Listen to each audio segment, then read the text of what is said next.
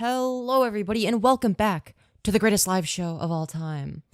Now, I've been experiencing a lot of technical difficulties when it comes to the whole streaming / podcast thing. You know? It kind of sucks. It sucks ass, to be precise, in case you were wondering. That being said, yeah, it's kind of annoying. It's kind of annoying when the stream doesn't work. For those of you who are new here, I usually make sure to include timestamps in the timestamps in the description below. I don't know if I want to do that for this, but I decided, you know what, since I'm doing like 5 trillion streams because the Wi-Fi is bad and it just randomly stops whenever my Wi-Fi stops working for 5 seconds, whatever, may as well do a different topic for every stream. Yo, you sound different? What do you mean? I sound exactly the same. Yeah, anyways. Yeah, I know I sound a little different, yeah. Or do I? What if I sound the same and you're just perceiving me differently? Hello again. Anyways, doing 3 separate streams on YouTube is really bad for me algorithmically. But I want to keep streaming, and I didn't consent to the stream ending, believe it or not. Nor did I consent to it lagging. So, smash like to help me out, to compensate for basically me getting fucked over. Yeah. But anyways, I decided, you know what I want to talk about while we're on the topic of trans issues. I want to talk about the idea of trans ideology. Now, this is a term that you often hear conservatives say if you're politically engaged. You'll hear them use terms like transgender ideology or transgenderism, shit like that. But what are they actually referring to?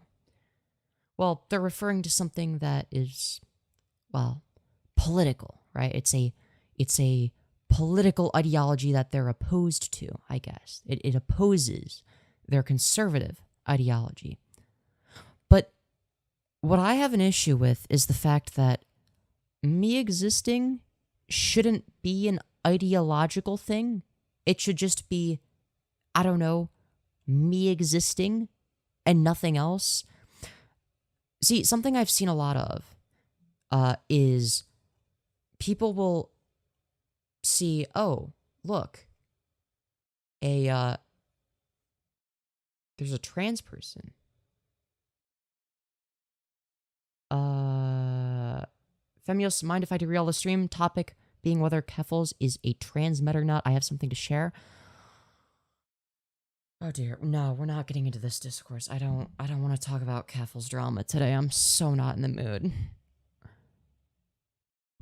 I don't want to. I really don't want to. Please don't make me talk about Keffels drama again. Ugh. Keffels drama is always like the dumbest shit. It's like kind of funny, but stupid. But yeah, anyways.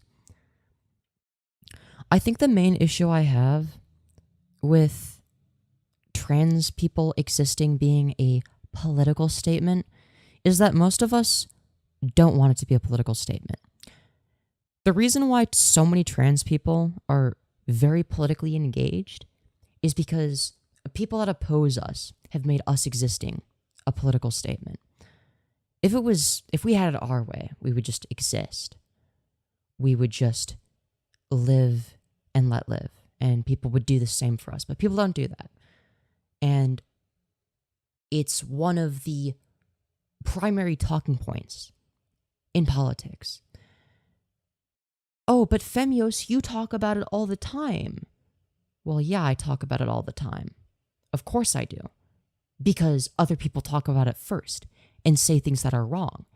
And then I put out a correct version of reality, explain things the way they actually are, and then that's why I talk about it, setting the record straight. But I don't want to have to do that. And the idea that transgenderism is an ideology, when in reality, being of the idea or being of the belief that I should be allowed to exist, shouldn't be political, is mind-bogglingly, I don't know, fucking stupid to say the very least. Okay? It's fucking stupid. I think we can agree that it's brain dead. I don't want my existence to be a bludgeon for politicians to use. I will say that I would prefer it if they use it if they're arguing in favor of me, but only in the sense that it still functions as a sort of backlash to the manufactured conservative outrage regarding trans people and drag time story hour or whatever the fuck. They all see it as the same thing, of course. But what even is trans ideology, other than believing that trans people are valid in their identities? Is that really an ideology, or is that just basic human decency? Would it be an ideological position, a political statement, for me to say that, I don't know, it's wrong to fucking murder people for no reason? Maybe in some abstract sense you could find a way to argue that everything is political and therefore that could be a political statement. But in your day-to-day life, you would not perceive that through the lens of politics. Unless you're me. Then maybe you might. You would consider it. But it's like being trans, however, has to be political. It has to be a political thing. And as much as I make fun of trans conservatives for basically shooting themselves in the foot, because that's what they do, whether they realize it or not, they advocate against their own rights when they vote for politicians that will try passing legislation that harms them. And ultimately, what you end up with is, I get a lot of cognitive dissonance. Because on one hand, whether or not you're trans should not dictate what your political positions are. But it's also really difficult for me to not make fun of somebody for having political positions that harm trans people despite being trans, meaning that they would be harmed by their own political positions and by the people that they vote for. You see, it's not even enough to just, I don't know,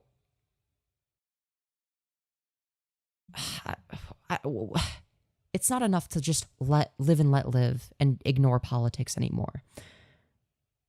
I mean, there are people that will see a transgender character in a movie and they make it political. Now, don't get me wrong.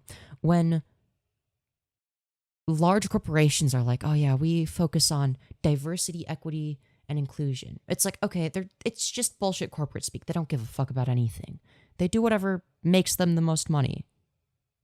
Obviously. But it's only a political statement because people get fucking mad about it. If losers like The Quartering, aka Jeremy, the basement floor pisser, also the guy that, I don't know, told a story about how he fucking pooped his pants at Walmart as a fully grown man. When people create outrage over nothing burgers, like, oh no, could you believe that Disney is woke? And that, oh my god, they actually included a trans character in a movie, or oh my god, look, there was a poster that said trans rights are human rights, or a trans flag in the background of this one movie trailer, and now that the movie's going to do better. When people create outrage over that, they're the ones that make it political. If they just, I don't know, were able to shut the fuck up and not care like everybody else. I mean, would corporations still do the same thing? Yes, but it wouldn't be as big of a deal. It doesn't have to be a big deal. People can just not care. And ultimately, what I find interesting is the position of not caring and being apathetic in terms of whatever. Yeah, trans people exist and I don't care, is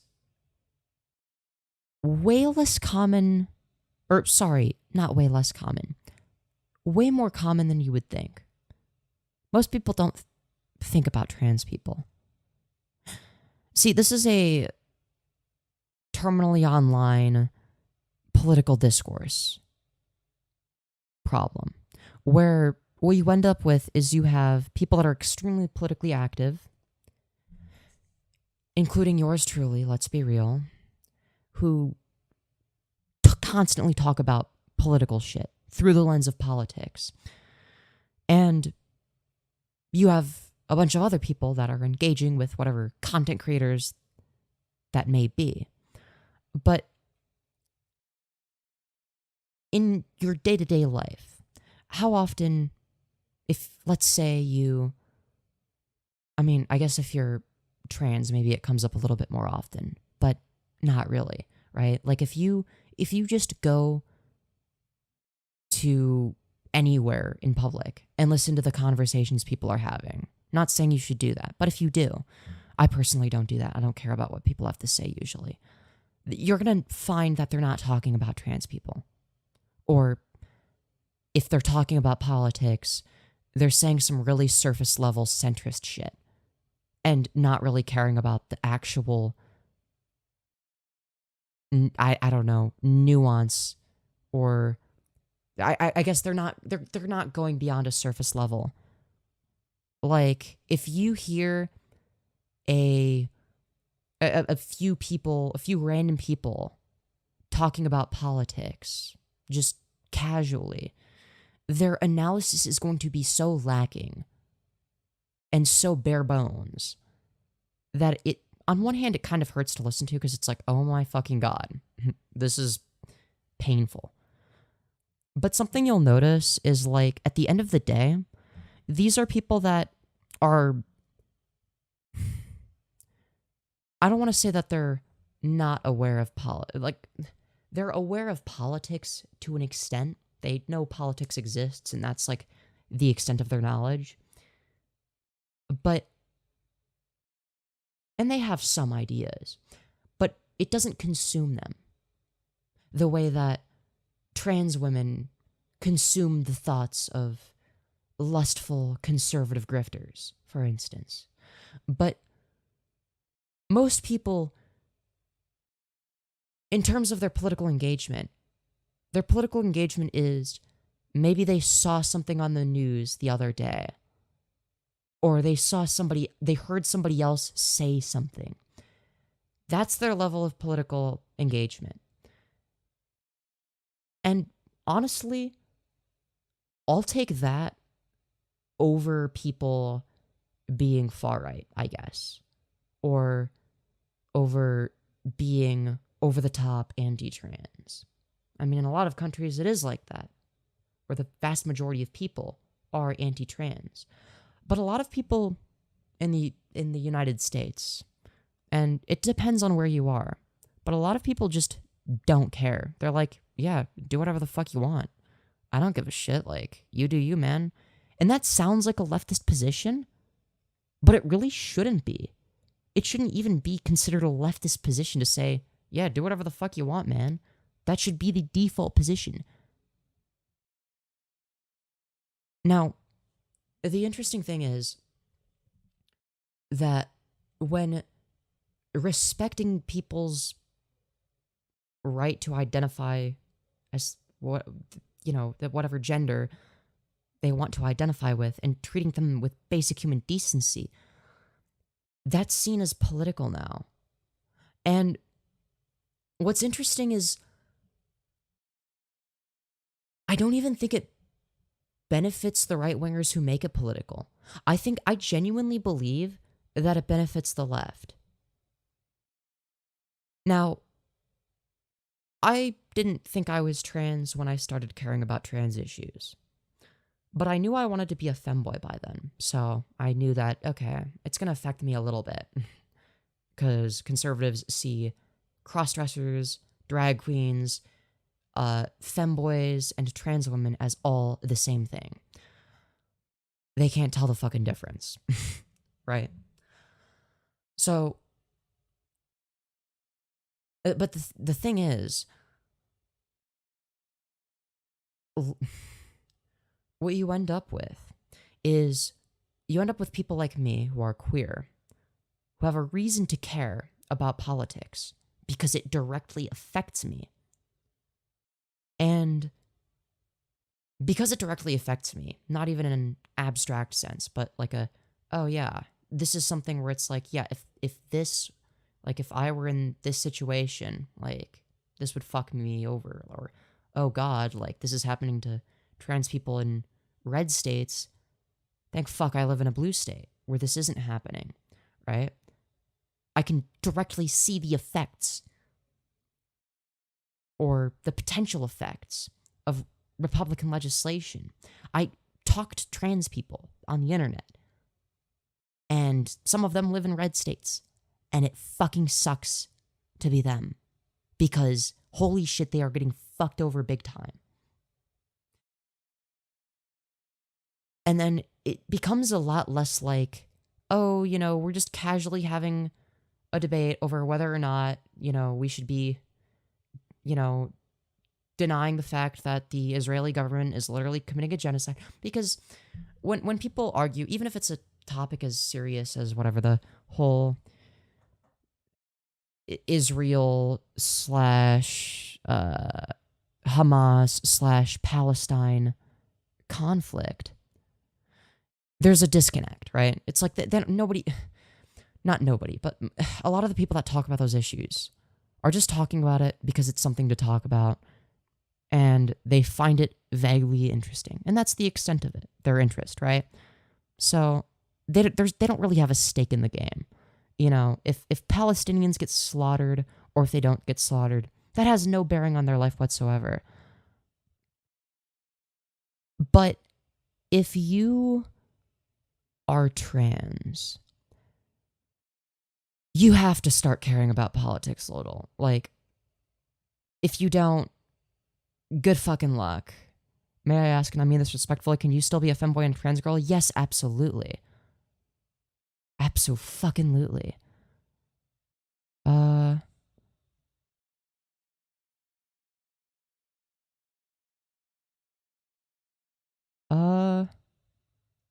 Okay, I'm not talking about Keffel's drama. Fuck that shit.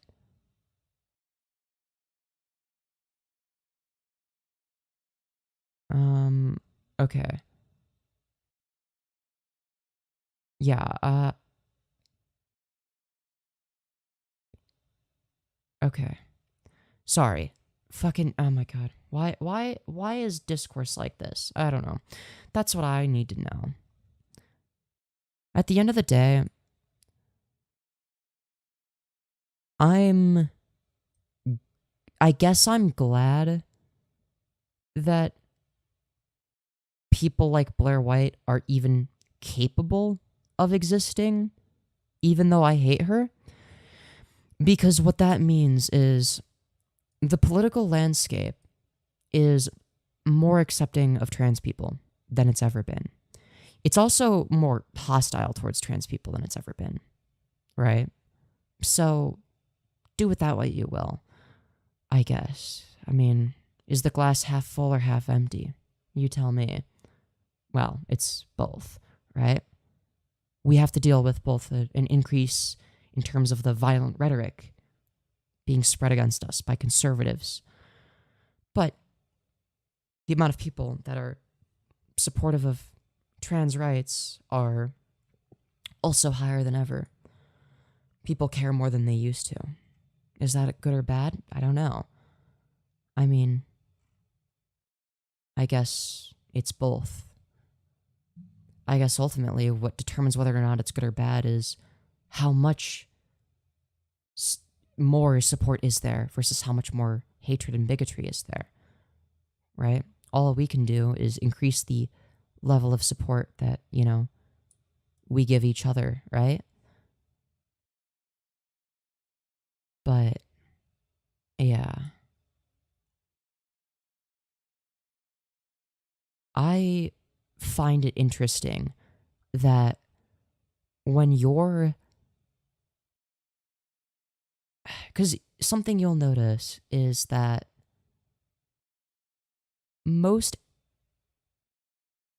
LGBTQ plus people, not all of them, but most, are more left-leaning than the average person. You may also notice the fact that, I don't know, say for instance, workers are more likely to care about workers' rights. I think the reason why people, and yes, there's going to be some people that advocate against their own self-best interest for various different reasons, whether they're a grifter like Blaire White or they're just fucking stupid. I guess also like Blaire White. I mean, she's an idiot, but they might not even be aware of the potential ramifications of what they vote for. And at the end of the day, once politics becomes more than just an abstract philosophical idea, once it becomes something that affects you in terms of your material conditions and well-being, you start viewing it in a different light. I used to be of the belief that people who care about politics are stupid and need to stop caring because it doesn't matter and it's all just a bunch of dumb shit. And that politicians are all dumbass, greedy pieces of shit that basically all do the same thing. Well, most of the time, there is truth to them being greedy pieces of shit. But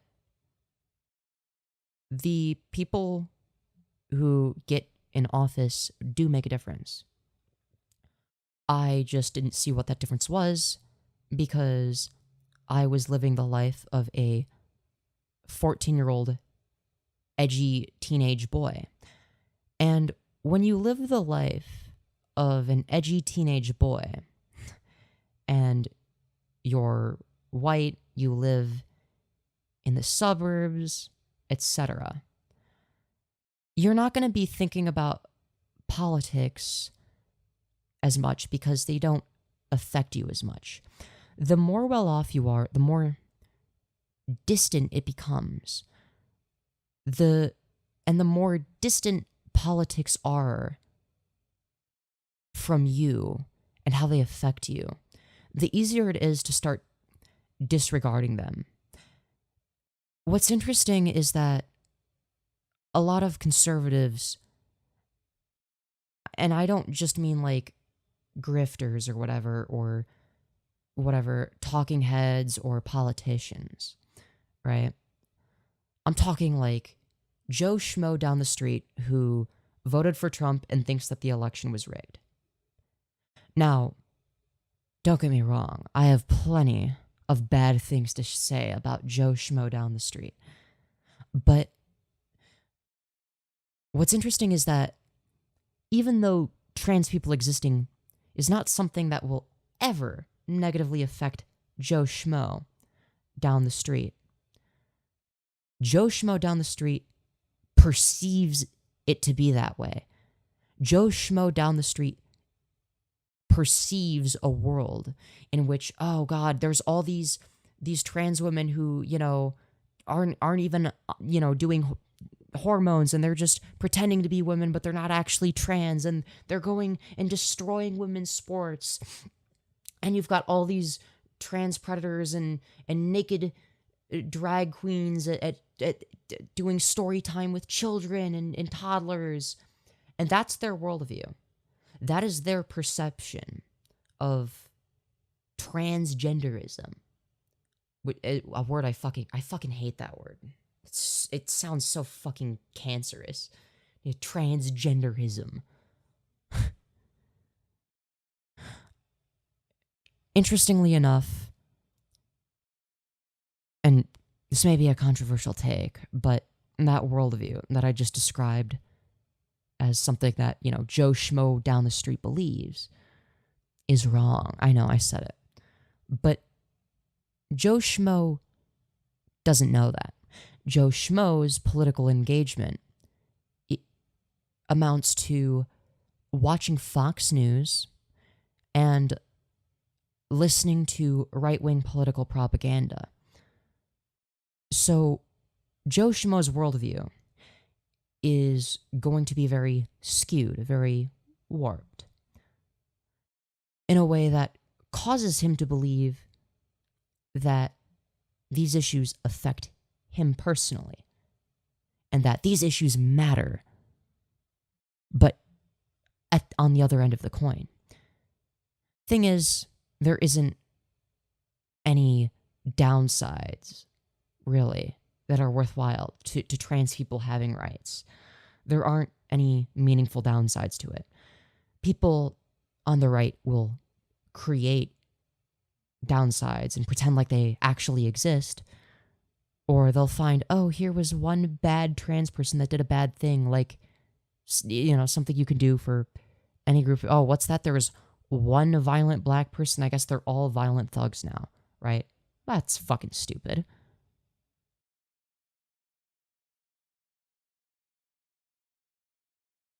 But ultimately, at the end of the day,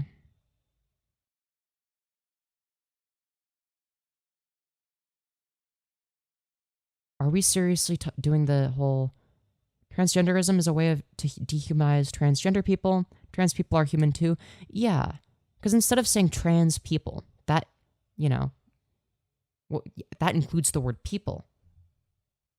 And, well, maybe it's, you don't want to say slurs so that you can still, I don't know, post on every social media platform. Because social media platforms don't actually care about protecting trans people. They just care about their, I guess, image, right? So what's the best way of, if they can't call us trannies, I mean, well, sometimes they do, but if mainstream conservative media, or maybe not even mainstream, let's say the Daily Wire, right? They upload videos to YouTube, okay? They can't call us trannies, okay? I know, boo-hoo, so sad. But they don't want to call us trans people, because that means that we're human beings, right? People. That sounds humanizing. That makes us sound human. Transgenderism sounds more detached. It sounds like a big, scary thing. And this sort of gets into the idea of turning transness into less of a category of people and trying to turn a category of people into a collection of ideas. It becomes less about trans people and more about transgender ideology. And they do this very deliberately, because trans people are people that just want to live their lives, but they need to make it political. And people just living their lives is not, I mean, as far as politics goes relative to everything, I mean, everything can be political, whatever. Breathing is political, whatever. But you get the point. At least in theory, being trans should not be political. But what even is politics? Well, politics are going to be relativistic, right? Like, if you have a, I don't know, if we go back to the era in this country in which black people have to sit on the back of the bus, if a black person were to sit at the front of the bus like any white person would, that shouldn't be political. I mean, it's not political for a black person to sit at the front of the bus now, but it was political, because what is politics other than a relativistic set of ideas and principles being debated in the free marketplace of ideas and then implemented into policy? Well, I wish it was that simple, actually, because politicians sort of just do whatever the fuck they get paid to do a lot of the time. Oh yeah, ooh, let's pretend like climate change doesn't exist because the oil companies are paying me money. This is also why being a right-wing grifter would be so easy. Like, it's only political because it isn't just trans people living their life, it's them trying to change the world to accommodate a feeling they have. Feelings aren't and never will be a fact. So, right off the bat, being trans isn't a feeling, right? It's an identity, right? It's just who you are, right? The same way that, being black isn't a feeling. You don't feel, I mean, sure, there might be things that are associated with your skin color or ethnicity or race or whatever, right? There might be there are certain elements to it that are socially constructed. But a black person sitting at the front of the bus is not political anymore because nobody makes it political. It's not political anymore. There's no political discourse surrounding it. What is and isn't political is entirely relativistic. So, trans people existing is currently political. Being black and trans are not comparable. I'm not saying that they're the same thing, but I'm creating an analogy here, right? The fact of the matter is what we're dealing with is immutable characteristics. You don't get to choose if you're trans or not. I learned this the hard way, by the way. I tried very hard to be a cis dude. As you can tell, it worked out wonderfully. But at the end of the day, I can't be happy as a cis dude. It's physically impossible. So what do I do instead? Well, I'd rather transition and be happy. And I've been happier. I've been happier with myself. Feeling cold isn't a fact. You being cold is the fact.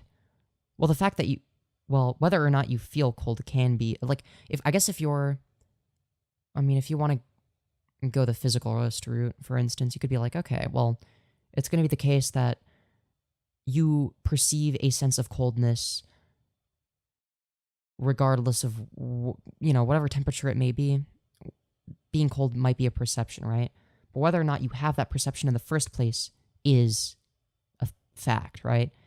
I might feel cold. And while that might be a feeling, it is a fact that I feel that way. That doesn't mean that the world around me is objectively cold or that my body is objectively cold. It could be the case that I have a fever and that my body temperature is very warm, actually, but I feel cold, right? So it could be the case that my body temperature is hot, but that I'm cold. I feel cold, and that would be an objectively true statement, right? The fact of the matter is, we all experience qualia. We have consciousness. We have experiences that we can easily categorize as positive, negative, neutral, slightly better than neutral, etc. You can break it down as much as you want. But at the end of the day, whether or not you have certain experiences is an objective fact, right? Sure, you could say that, oh, depression isn't real, it's all in the mind. But whether or not you have depression, whether or not you have that experience is an objective fact. You get to choose how you walk through life and no one cares. Boy, I wish that was the case. Too many people care about me being trans in a bad way. No one cares what you want to be. People care because trans people / activists are trying to teach children that not only just women have what? You didn't finish the sentence. Hold up. Babies and men can get periods? Well, yeah, trans men can get periods, especially if they are specifically ones that haven't gone on testosterone yet. It's literally just the idea that yeah, sex and gender are not the same thing. Like, yeah. There are instances in which trans men can get pregnant. That can happen. That doesn't make them not men. Trans men no, they're men. They belong to the social category of man. That doesn't mean that they're biologically male, right? Nobody is saying that trans men are completely biologically male and that they're identical to cis men. No one is saying that. It's literally just subcategories of men. So the broader category of man is just, it's more along the lines of like an identity, right? If we're talking about biological sex, I'm more likely to say male or female or intersex, right? But if we're talking about identity, I'll usually say man, woman, non-binary, right? But identity-wise, you might be, or in terms of how your identity aligns with your, I guess, because here's the thing. Your gender identity has a set of societal expectations attached to it. And people treat me differently. Way differently. If they perceive me as a woman. Way fucking differently. And there are different, problematic expectations that are assigned to each gender, I guess. Oh, women have to shut up, and I mean, people will find around. Actually, there is a whole. I guess the red pill movement is kind of dying out, but the idea that that men need to be tough and they're on their own and they need to like sort of figure everything out, whereas women are. It's a whole thing. I've being categorized a certain way does serve, as opposed to another way, it does serve social utility. Now, ideally, this wouldn't have to be the case. Ideally, we would live in a gender abolitionist utopia. A little bit too soon for that. Sadly, we're not there yet. Where people are judged as individuals rather than as collectives.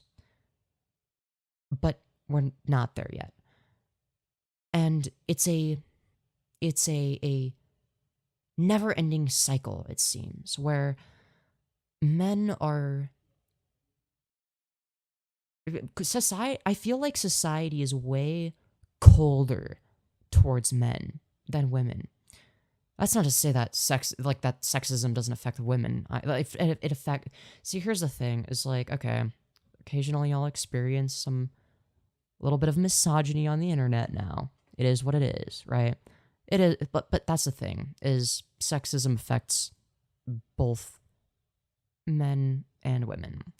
So yeah, it affects them in different ways. I'll take the ways it affects women over the ways it affects men, because at least the misogyny is a little bit gender affirming. But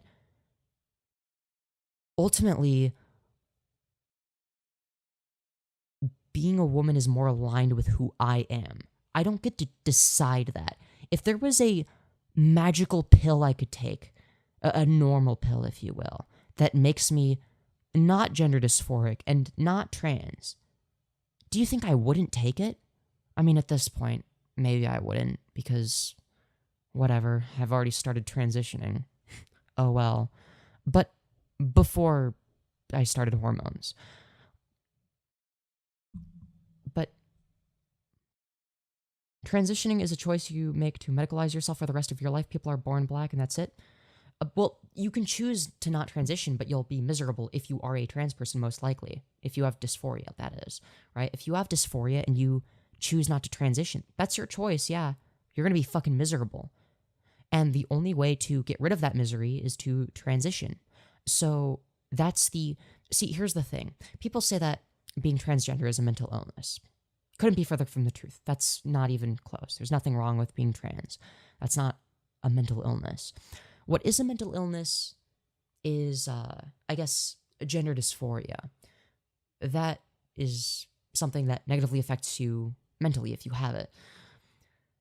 And the only cure to it is gender affirming care. That's, or I guess, maybe, I don't know if I'd like to say that there's like a full on cure.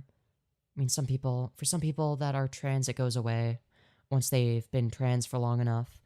But it's, I guess a better term would be treatment. It's the best treatment we have. And it works. But the reason I made the comparison to race is not because they're the same thing. Like, they're not the same thing. But the comparison being made here is a black person simply existing and doing the same thing that maybe a white person would have done, would have been seen as political. Trans people existing is also seen as political. We don't make it political. The only reason we're so invested in politics is because there is so much insane, horrible legislation being pushed by Republican politicians against us. And there are conservative pundits that won't shut the fuck up about us. At the end of the day, it makes sense that our natural instinct would be to defend ourselves from being treated like shit. How do people treat you differently? Well, I've noticed that when it comes to, I guess people are more transphobic to me. I guess there's that. But when it comes to how people that aren't transphobic treat me, and I don't even think this is deliberate, people are a lot more warm and welcoming. And in a way where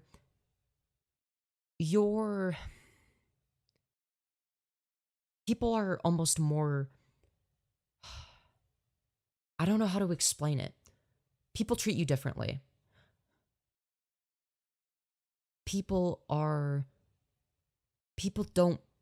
perceive me doing the same actions differently. I don't have to worry about doing something and then having it be perceived a certain way a lot of the time, now that I'm a woman, now that I'm more likely to be perceived as a woman, right? Whatever. Transphobes are going to hate me no matter what. I'm not worried about their perception. But, for instance, if I were to compliment a woman's outfit as a man, that would be perceived as me hitting on her. If I do it as a woman, it's like, oh yeah, and then that's like normal. And then they compliment me back, hoo-ha, the whole world works. There's a different set of expectations being orbited around. And it's interesting how that works. Now, it's not as clear-cut as, oh, I just immediately switched from the expectations of men to the expectations of women. There's some ambiguity and area in the middle, right? Okay, what about really effeminate gay dudes that wear makeup that compliment another girl's makeup? Oh, that's not going to be seen as the person being hit on, even if the gay dude hasn't disclosed the fact that they're gay. Let's say maybe they're a straight flamboyant dude, whatever. So ultimately, and gendered expectations are very complex, and a lot of the time you don't even realize when you experience them. If you can feel like a female or male, and that's fine. Well, so usually when I use the terms male or female, I'm referring to biological sex. When I say man or woman, I'm referring to gender. that's what most people on the left do. That's just the easiest way to communicate it. If you want, you can specify female gender or female sex, etc. But I'm team do whatever you want. Well, that's based. But you don't necessarily feel like you're the opposite sex. The problem is that you don't feel like, okay, well, again, I can't speak for all trans people because we're not a monolith, believe it or not. But here, because you don't even realize it as a trans, because it's not as simple as, I mean, for some people it is very simple. It's like they know who they really are from a young age, and good for them, they figured it out way more easily than I did. But my experience is very different from a lot of other trans people's experiences, because it's not that I have always perceived myself as a woman, but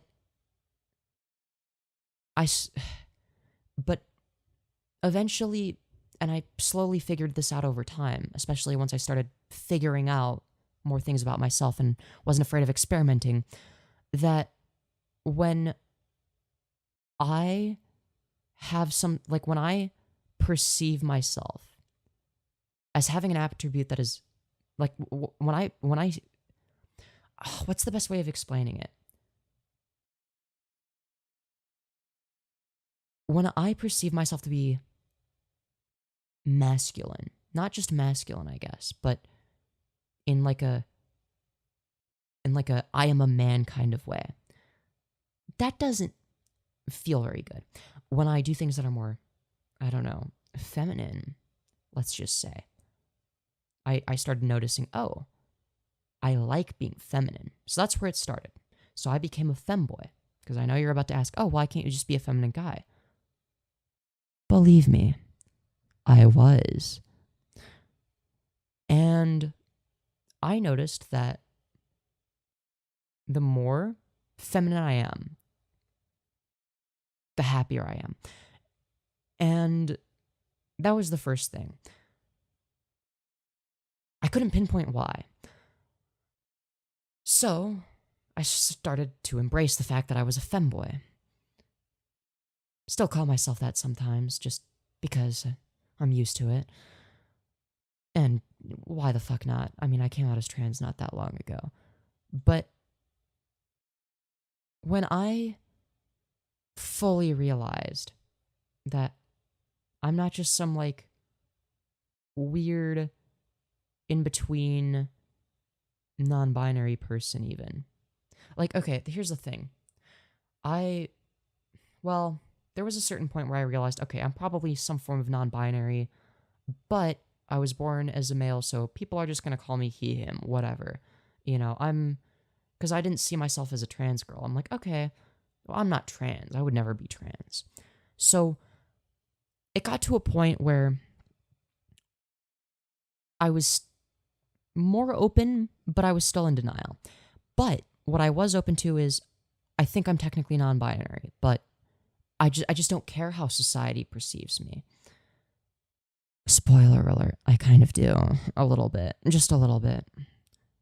More than I should, maybe. But, oh well. What can I say? But I began to realize that I don't really identify as a man. That's not who I am necessarily. It's just that people perceive me to fit into that social category, which is something I've never had any say in. Well, I guess until a little bit more recently. But I don't identify as a woman either, I thought. So I'm like, okay, I'm non-binary, but people are going to perceive me as a man, so I guess I'll stick to the femboy thing. Eventually, it got to a point where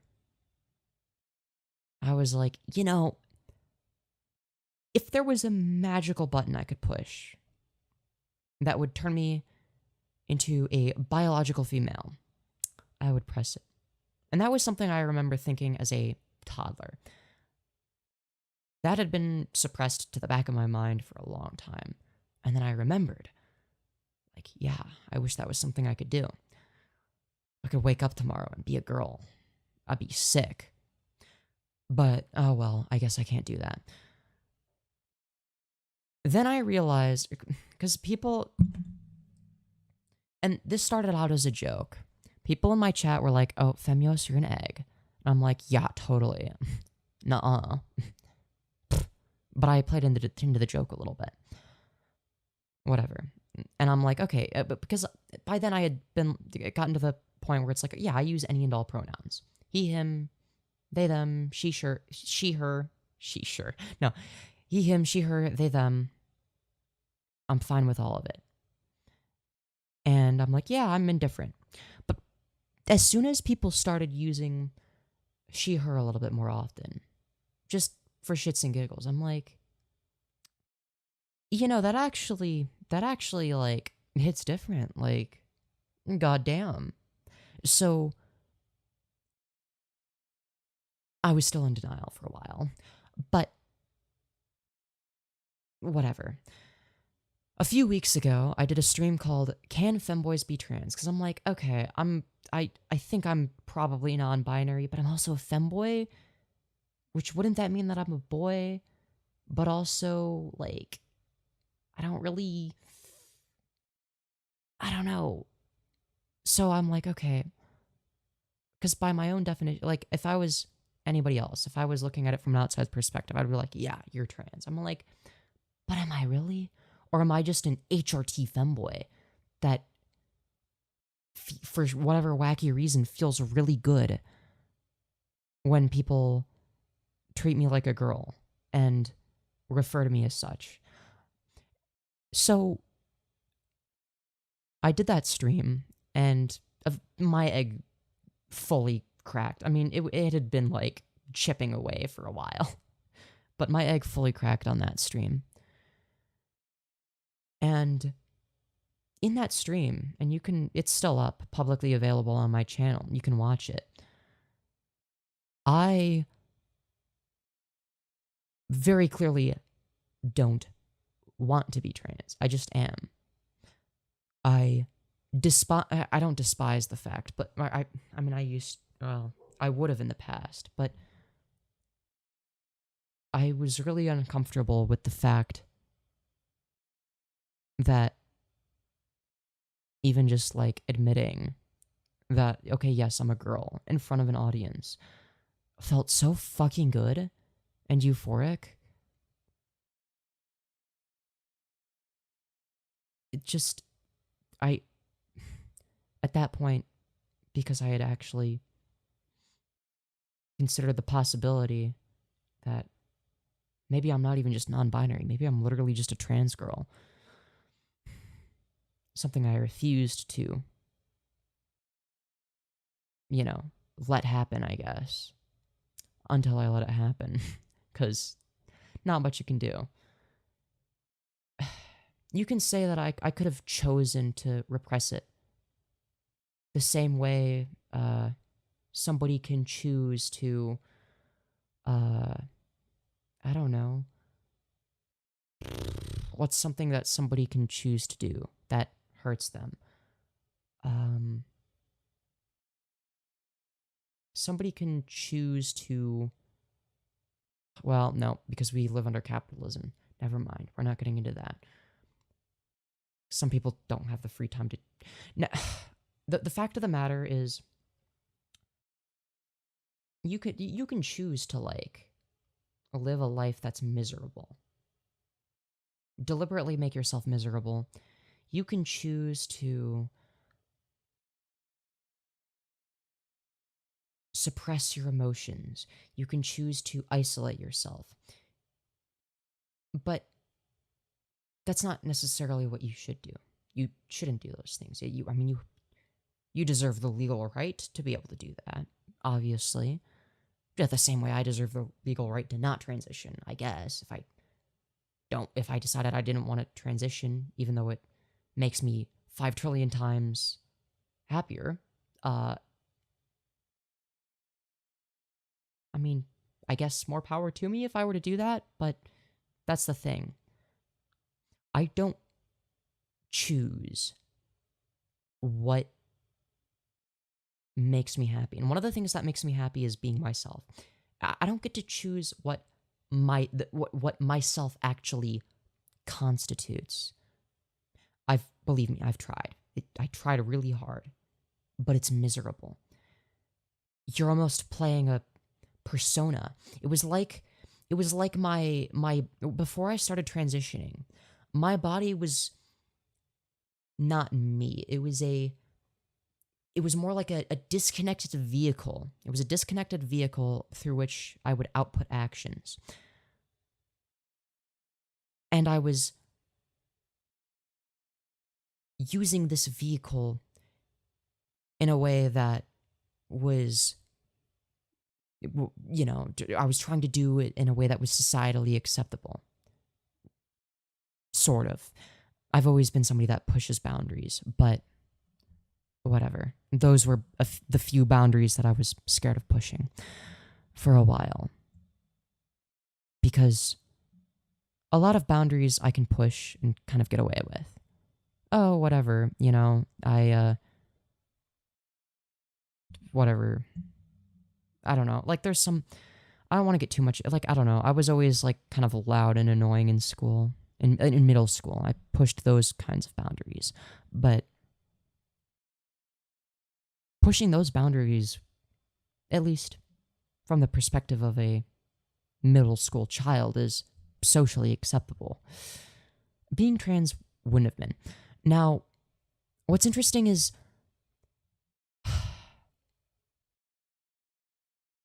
I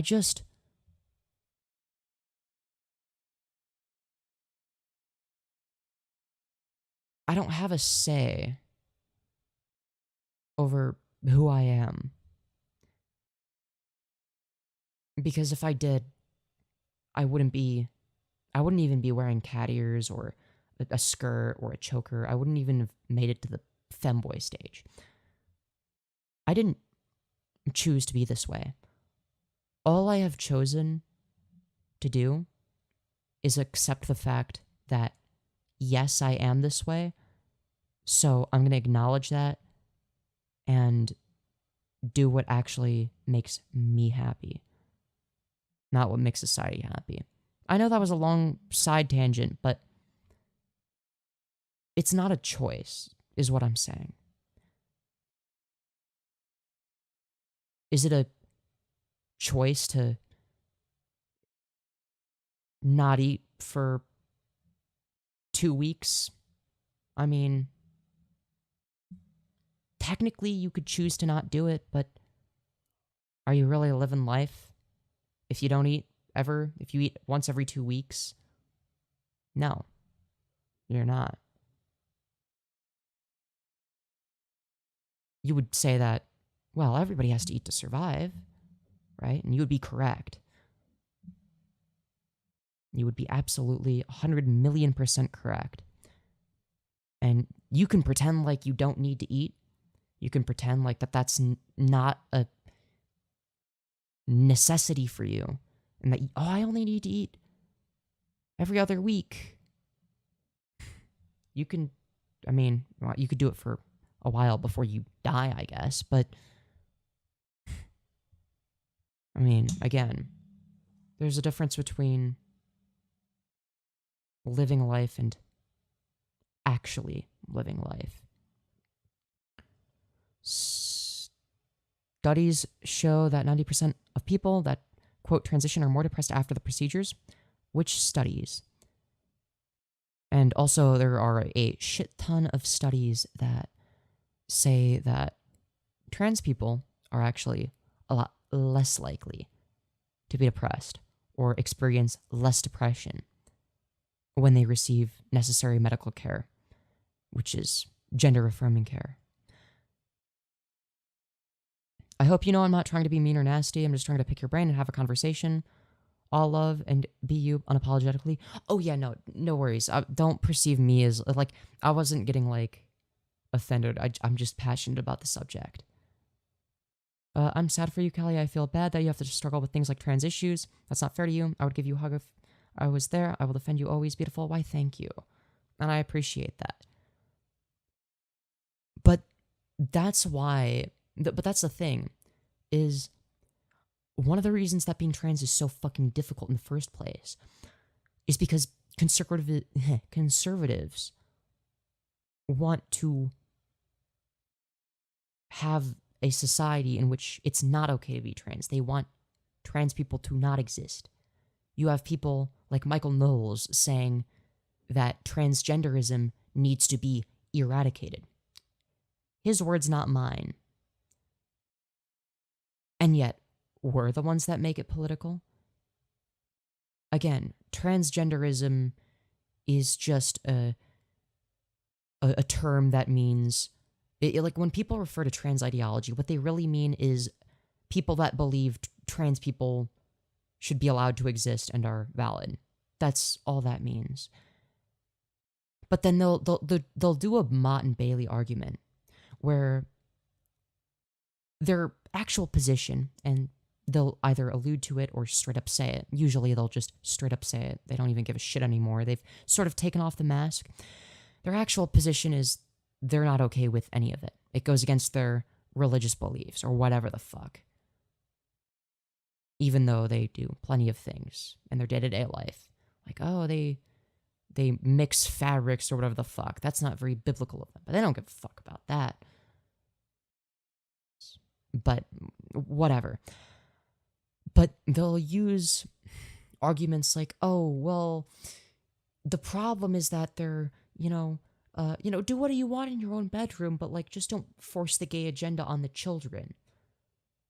Who's forcing a gay agenda on the children? Like, it's the same anti-grooming, quote unquote, narrative that they've been pushing against gay people for ages. It's no different. It's no different from the satanic panic. It's the same rhetoric being used towards a different group of marginalized people. They used to argue that the reason it was wrong for gay people to exist in a public setting is because it's going to poison the minds of innocent children, and we need to protect the children from the horrors of these promiscuous, evil homosexuals. But then gay people got their legal rights, at least, and more social acceptance. A lot more than they used to have, and being gay isn't really as big of a deal anymore, as in, like, in a good way, I mean. Like, it's like a good thing that it's not as big of a deal. Like, it's like, it's still, like, whatever. It takes some amount of bravery to come out, especially if your family is religious or you're not sure if people are going to accept you. But, again, we know now that we have retrospect that, oh, accepting gay people doesn't actually cause any harm. It would be the contrary. It's rejecting gay people and their right to be themselves that causes the harm. And the idea that you can choose to be trans is equivalent to the idea that you can choose to be gay. It's saying that, oh, well, you can choose to just not transition. That's like telling a gay person, oh, well, maybe you can't choose what you're attracted to, but you don't have to engage in homosexuality. That's a choice. And while it is true that they could choose not to pursue any relationships and live a life of celibacy, chances are that's not actually what they want to do. They would rather just be themselves. So, ultimately, what is gender? Well, it's a clusterfuck of a bunch of different I guess, societally constructed ideas and that we sort of orbit around. I guess expectations we orbit around. But what does that mean? Well, it means that we get treated a certain way based on those expectations. And when those expectations don't align with who you are, and I'm not a trans medicalist, but the reason I start out with almost like a pink brain, blue brain argument, even though it's a lot more complex than that, right? But let's say, for the sake of simplicity, that there are pink brains and blue brains, okay? Obviously, this is not neuroscience. This is I guess, a metaphor. People treat it like it's neuroscience. It's not. There is neuroscience behind being trans, but it's really fucking complicated. But there are pink brains and blue. And then there's, I don't know. Sometimes there's like purple brains or orange brains. Those are like the non-binary people. Okay, sure. If you are born in a body that is biologically male, okay, you're born in a blue body, but you have a pink brain. What is you as a person? Who are you?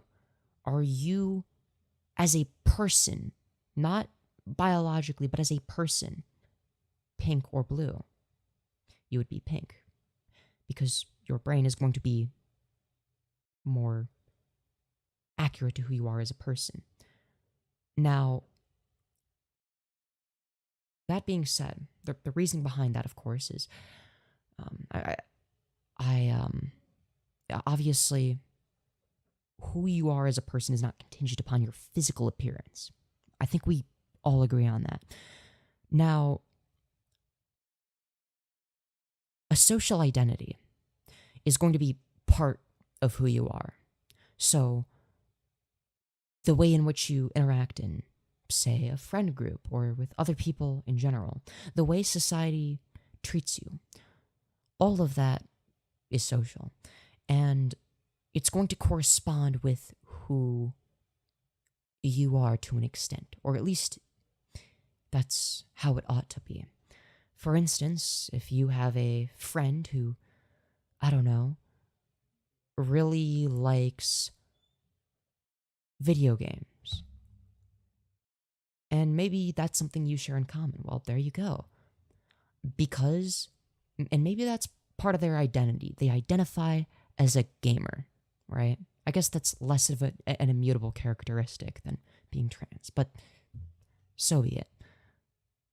That is but the fact of the matter is that would be a social, a way of socially interacting with someone that acknowledges, yes, we're very epic gamers. We love to game. We do it all the time, right?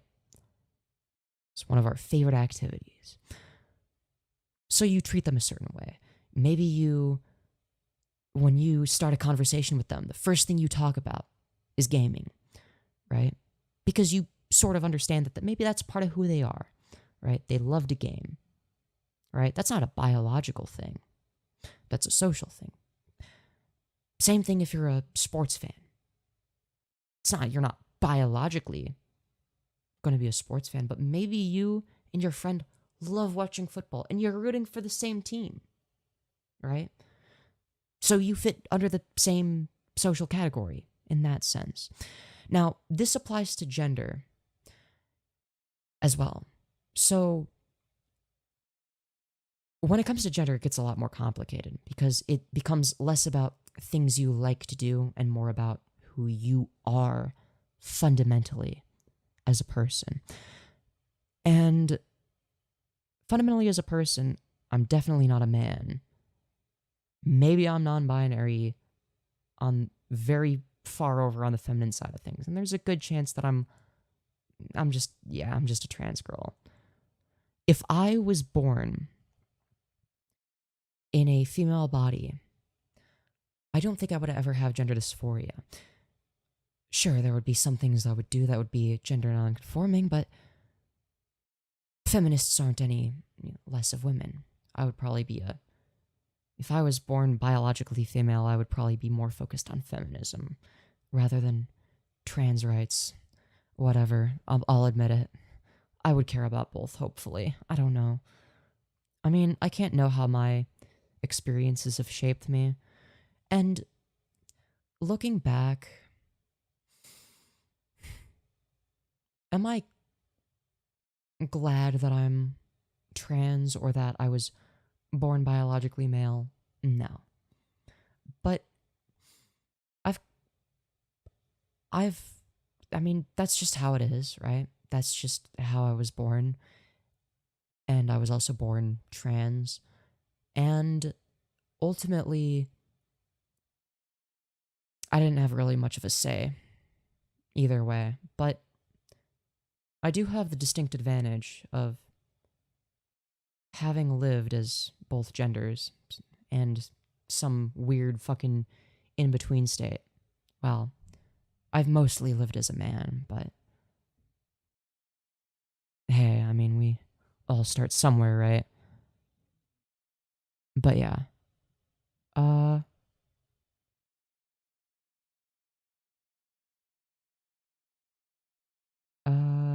Hey Callie, it's incredibly seeing your progression both in streaming and TBH, also in your transition, like your appearance and voice presentation and everything changed more than I think you might know. Why thank you, Mortitor. And welcome to this stream, and I really appreciate that. I'm getting gender euphoria. Knowing that you're noticing changes in my appearance. Anyways. Masking as an autist. Oh my god. Yeah, something that people on the left rarely talk about, and maybe I should start talking about this. I don't, at least as far as I remember, I don't think I ever had to experience this specifically. But, you know how there's like conversion therapy for gay people, or at least there was, until it became like kind of illegal, and now most of it's gone, but let's be real, there's still a little bit of it in more conservative areas, let's be real. They do that with, or I don't know if they still do it, but let's just say that there's not a very good track record with how society has treated autistic people when it comes to forcing them to behave as if they are not autistic. Forcing them to adapt the mannerisms of holistic people, which is horrible. Now, I'm completely fine with things like, I don't know, like, okay, maybe like speech therapy or occupational therapy or whatever, helping them, work through their sensory issues, things that will benefit them. Maybe they have a speech impediment and it's something that, maybe they can go through speech therapy, But ultimately, the goal of that shouldn't be to make them conform or fit in, quote unquote, or appear to not be autistic. That shouldn't be the point. The point should be to help them articulate themselves in a way that can be understood, not in a way that conforms. Because conformity is not who we are as people. It's quite the contrary. I mean, I personally believe that the reason that autistic people are disproportionately trans, or is it the other way, where trans people are disproportionately autistic, or is it both? I think it might be both. Either way, it's because transitioning starts out with gender nonconformity. You're not conforming to what society told you had to be. And you're more likely to not conform if you're autistic. One of my fantasies is taking you on a submarine journey under the sea and holding hands while we watch all the sea life. You would eat good food and you would rest your head on my shoulder. Aww. Wholesome. November, the owl made an exposed video of you. We'll have to watch that.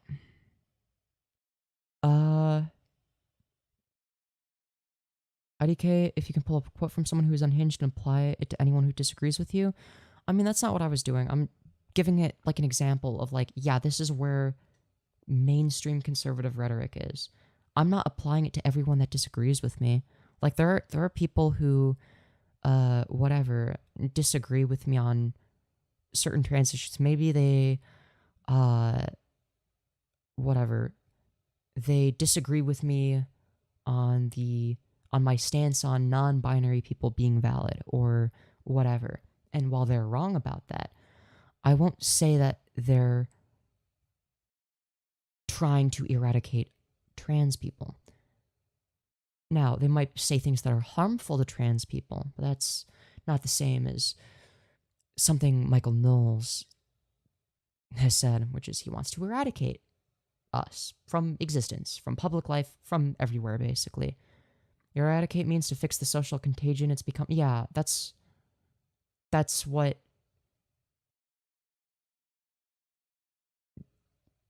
like they'll use the social contagion bullshit line. It's not a social contagion. It becoming more socially acceptable literally just makes people that are trans regardless feel more safe coming out. And you bring up the 130% increase of trans children. That doesn't mean that there's more. So, first of all, there's not an increase in trans children. There's an increase in openly trans children. There's a distinction there. There've always been the same amount of trans people, regardless, roughly, right? They're proportional to the rest of society. The same way that there have always been the same proportion of people that are left-handed. But what's interesting is left-handedness was really low for a while. And then the number of left-handed people just, I mean, there's graphs that demonstrate this, by the way, where the number of left-handed people over time just increases, like exponentially. But if you look a little bit further on the graph, you see that, oh, it plateaus. Now, what causes this phenomenon? What was the cause of this massive increase in left-handedness? Were there just more people that became left-handed for funsies? No. There were always that number of left-handed people, but left-handedness was seen as demonic and evil. So basically, if you tried writing with your left hand as a child at a certain point in time, they would beat the fuck out of you with a ruler. So you had to pretend to be right-handed. You had to use your right hand instead, despite being left-handed. So it's a similar concept.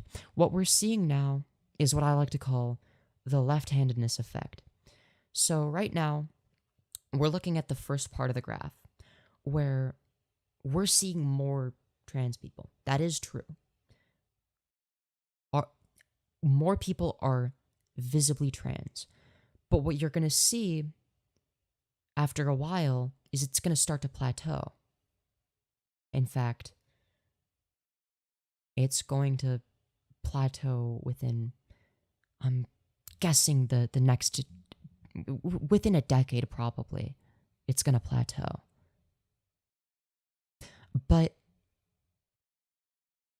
it would be like saying that the number of gay people has increased over time. It hasn't. The number of openly gay people has. But again, there's more. And that's the thing, is, and this is what you won't hear conservatives tell you, right?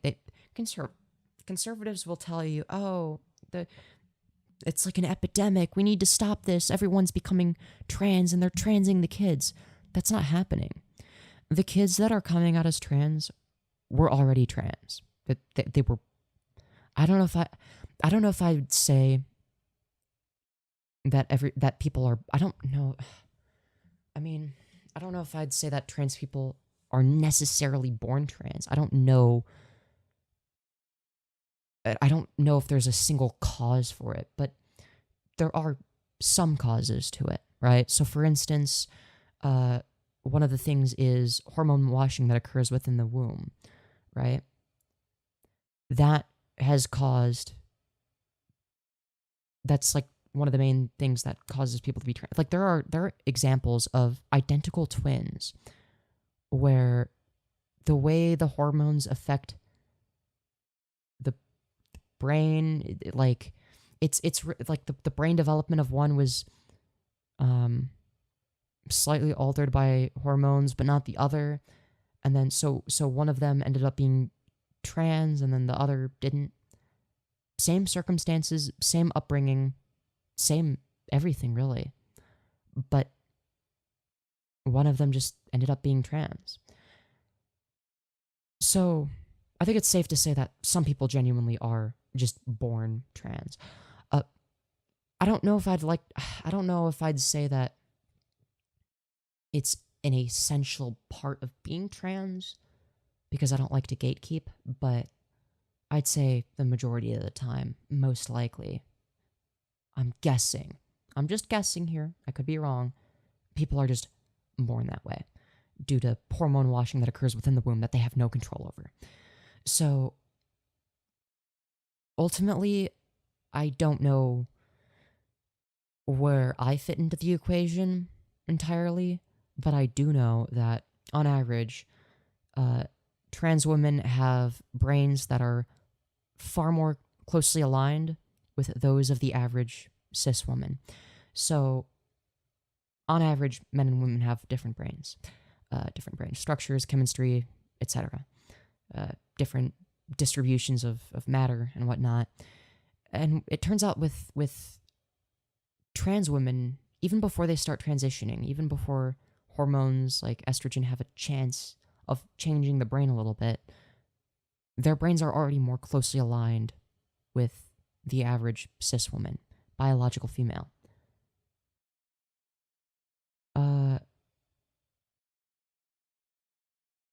Yeah, I agree with what you're saying 100%.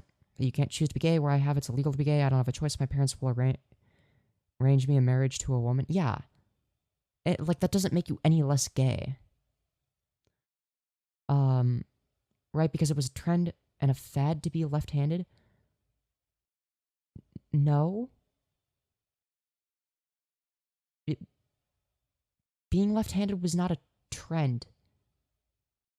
It went up and then it plateaued. And then the people that were when left-handed, because if it was a trend, what you would see is not a plateau. You would see a dip, but there isn't a dip. So no, it was not a trend to be left-handed. They were already left-handed by default.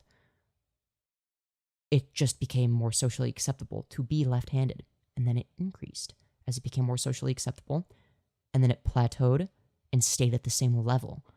If it was a fad, you would see a dip. It would dip down somewhere closer to what it used to be.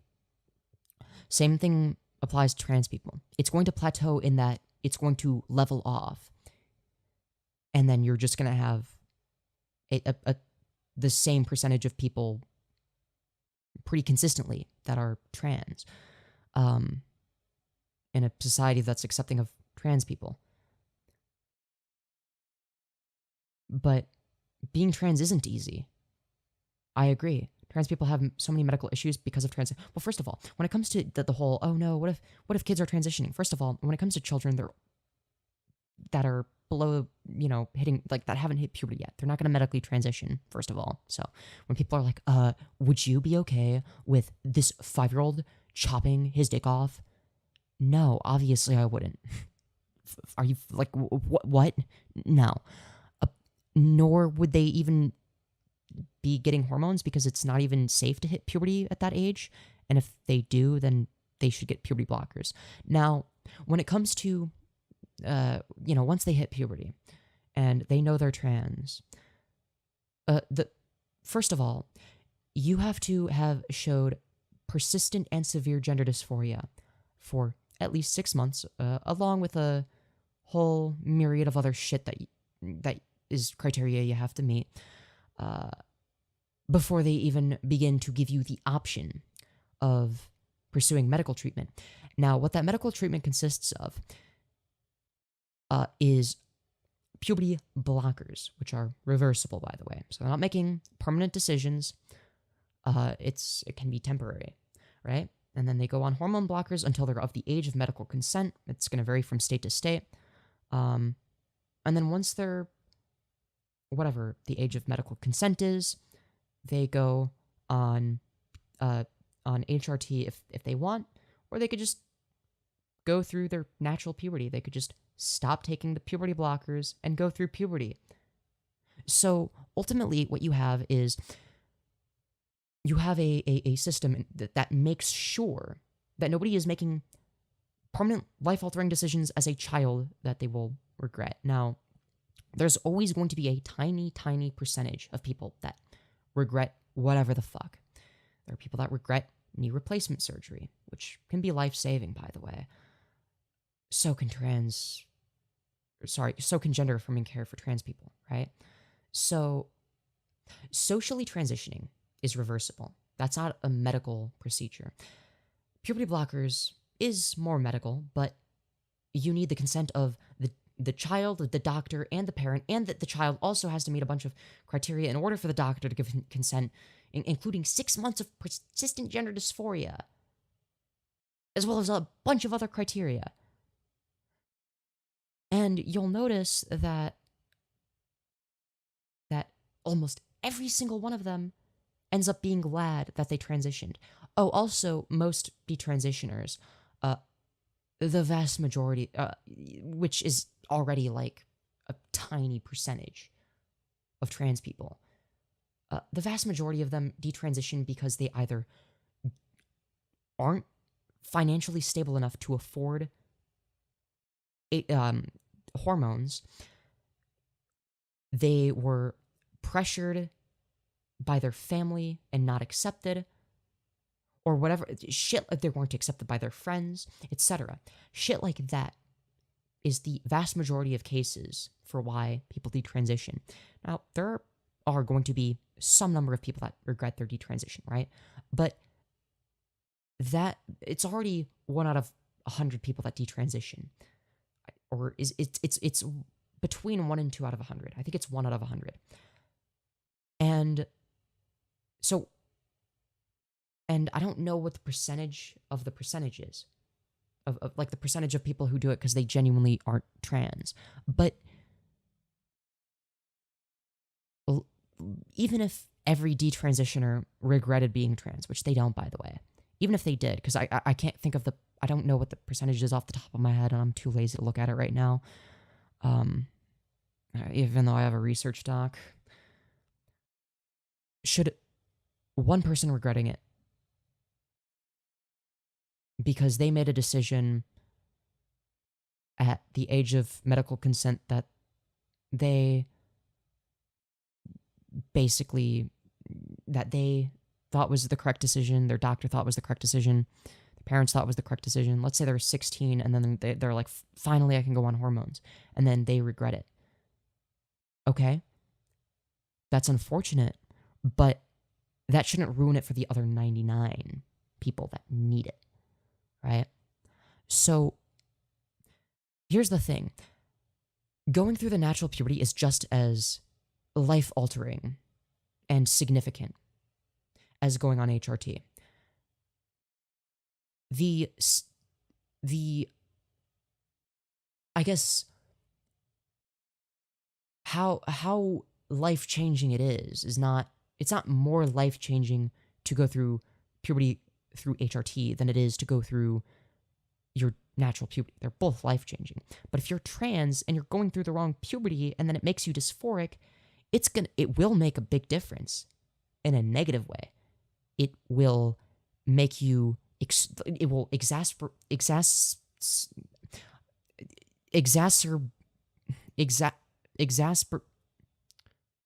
I'm really good at pronouncing words. Exacerbate. Fuck you. Don't make fun of me. I can't pronounce words. The gender dysphoria that they have, right? And ultimately, it's just as life altering for them in a way that is harmful. Now, you also have to keep in mind that the people that would be I guess the category of people that would be the least sure if they want to transition would be non-binary people and people with decision paralysis. I think I might be both. Like, I'm trans femme non-binary, trans, like, I'm more of along the lines of a trans woman at this point, but I don't know. I don't know for sure. I mean, I don't know. I think I'm conflating being an autistic girl with being non-binary and feminine. I don't know. Have you ever been in elementary school children who go through with transitioning are mostly autistic and would have grown up to be gay? Yeah, so this is just like a straight up lie and turf talking point. Autistic people aren't fucking stupid, okay? In fact, we're, no offense, probably a lot smarter than you in a lot of ways. We can make decisions for ourselves a lot faster than most people. So, when I was a child, something that pissed me off was being infantilized. Because that's what happens to children, is adults infantilize them. And it's like, bitch, don't fucking talk down to me. Like, I know that I'm 5 years old, but, like, I'm fucking smarter than you. So, right off the bat, the idea that them being autistic makes them victims of what? Socially transitioning? And guess what? If they were to grow up to be quote-unquote gay and then never transition, but them being exposed to the concept of, yeah, you know, if you identify this way, you can do this. And, you know, if this is who you are, then that's okay. Chances are, if it's not acceptable to be trans, or it's looked down upon, what you end up with is not autistic gay people. You end up with straight trans people that are in the closet. So, yeah, I don't know what this has to do. The increase in, quote, trans children is a fad and a trend. Do you have any evidence that it's a fad or trend?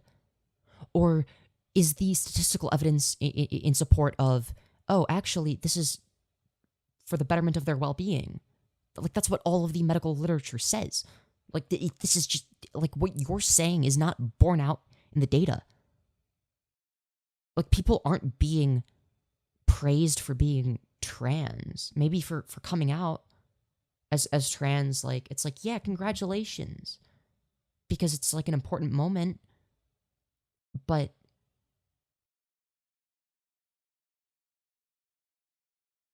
for instance, like, I am somebody that, I don't know, like, here's the thing. I don't want to be trans. I just am. Being trans isn't something that you want to be. You just are. And if you think, but now, ultimately, this idea gets misconstrued quite a bit by trans meds. It's not just that it's what you are, because what determines whether or not you are that thing is ultimately whether or not that's A, what makes you happy, and B, what you want to be, right? Like, genuinely want, right? Now, what it boils down to is you have children who are trans. They've always been trans. They always will be trans. Nothing is ever going to change that. But they're growing up in an environment that's more accepting of them, so they feel more safe and comfortable just being themselves, and that's okay. And you know what? They don't have to make a decision until they're older that's permanent and life-altering permanently. Because at the end of the day, puberty blockers are as far as they're going to go as kids until they're of the age of medical consent, which is, I think it's like 16 in a lot of states. And when you're 16 and you've been whatever on puberty blockers for multiple years and you've been socially presenting as the gender you identify with, I think it's more than just like it's just like a little phase. I think it's more than just a oopsie daisy, wrong decision on my end. It was because of the social pressure lull. Because that whatever, like if people identifying as transgender or whatever, people coming out as trans just for the sake of that external validation, we're doing it for the external validation and whatnot. Eventually, if they aren't actually trans, and then they're gonna be like, oh, okay, well, this sucks. I don't want this. I just want to be like a cis person now. This is like, being trans isn't who I am. I just wanted external validation, and now, but that's the thing, is once you're on puberty block, like, first of all, you need severe, persistent gender dysphoria for 6 months, first of all, and the consent of your parents and your doctor and you, and then multiple years of puberty blockers. Come on. I don't think that, like, at that point, if you've been living life as the gender you identify with for that fucking long, and you're clearly way happier with that, and you know for certain that you just want to live as the gender you identify with, why shouldn't you be able to do that? Why should children be forced to live in fucking misery for the first 18 years of their life? Why should they have to be repressive? The first 18 years of my life, I will never get those back. I will never get those back. Now, part of it is my fault. Part of it is self-inflicted in terms of repressing shit. Part of it is because being trans is fucking scary. A part of it is because, well, I didn't know what being trans was for a while. Then I found out about it for the first time. Thought, oh, it's really cool. Then I found out that, like, oh, like, there's like a whole anti-SJW thing, and like in 2016, I remember when I first read about it, I'm like, that's cool. Like, could I do that?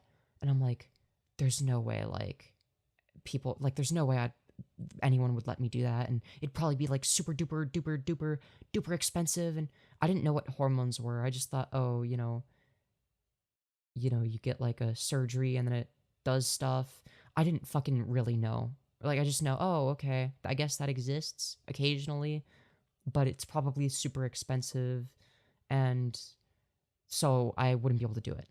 Then I found trans medicalist losers like Blaire White, Calvin Guerra, etc. that basically made me think that I was not trans, which fucked things up a lot, I guess, in a way, because only recently, like within the last year, have I truly gotten rid of the trans medicalist mindset I've instilled, or that's been instilled in me, that I sort of, it's like an attitude that I have towards myself and nobody else, because it's like, intellectually I know that, like, their ideas are horse shit, but it's like, I remember being afraid that medically transitioning would give me dysphoria. It's like, well, I mean, I don't think I have dysphoria. I mean, I just, it's like, because it's not as bad as what other people describe. It's just like a little bit of a disconnect, that's not dysphoria. That's like what every teenager experiences, But if I had grown up in an environment that had taught me from a younger age that trans people existed, I wonder if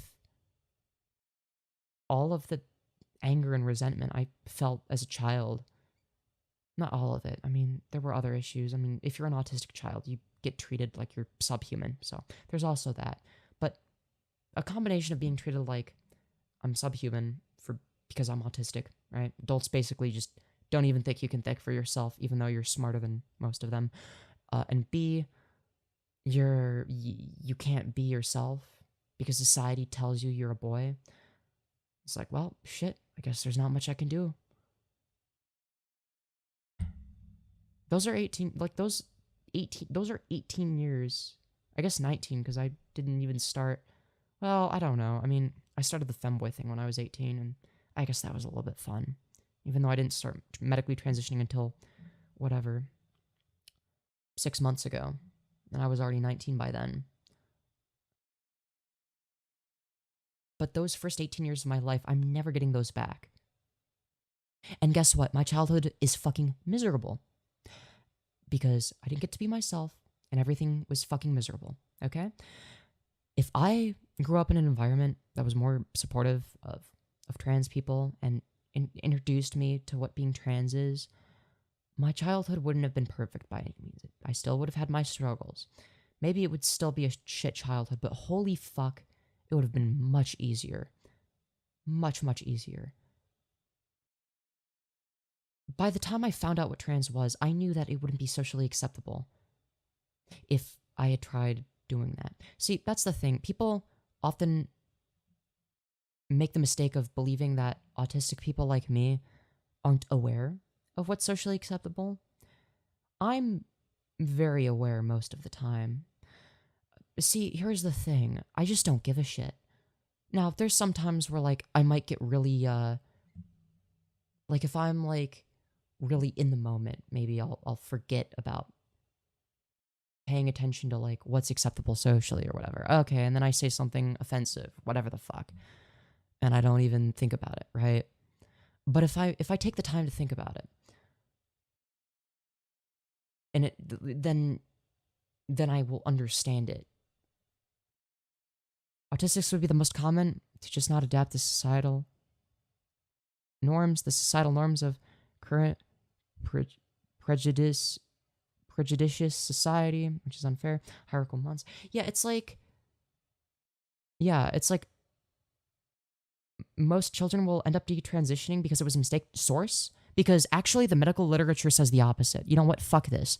I am pulling up my fucking research document. That shit pisses me the fuck off. Okay, hold on. 1 second. Just have to make sure. Trans research document.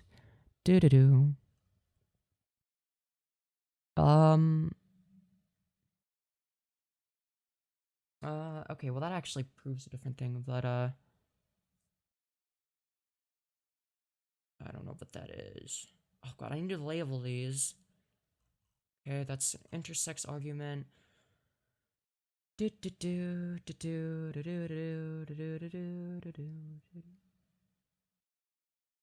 Okay, so alright. So basically, a study was conducted. So according to the American Academy of Pediatrics, the mental health of transgender children who are supported in their identities is basically a lot better. Okay, so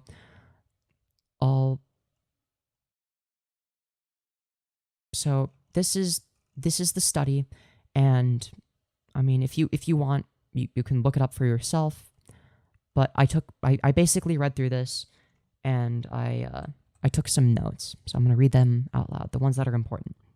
So, transgender children showed no elevations in depression and slightly elevated anxiety relative to population averages. So, This is in comparison to having much higher depression and much higher anxiety by a lot than the population averages. Socially transitioned transgender children who are supported in their identity will have developmentally normative levels of depression and only minimal elevations in anxiety. This is in comparison to the notoriously bad mental health that trans people have. Now, why is it so close to the population average for transgender children? Well, it's because A, they don't have the dysphoria that comes with, going through the wrong puberty. And B, they don't have all the fucking trauma that goes with, being trans and not accepted. And also, you have to keep in mind that,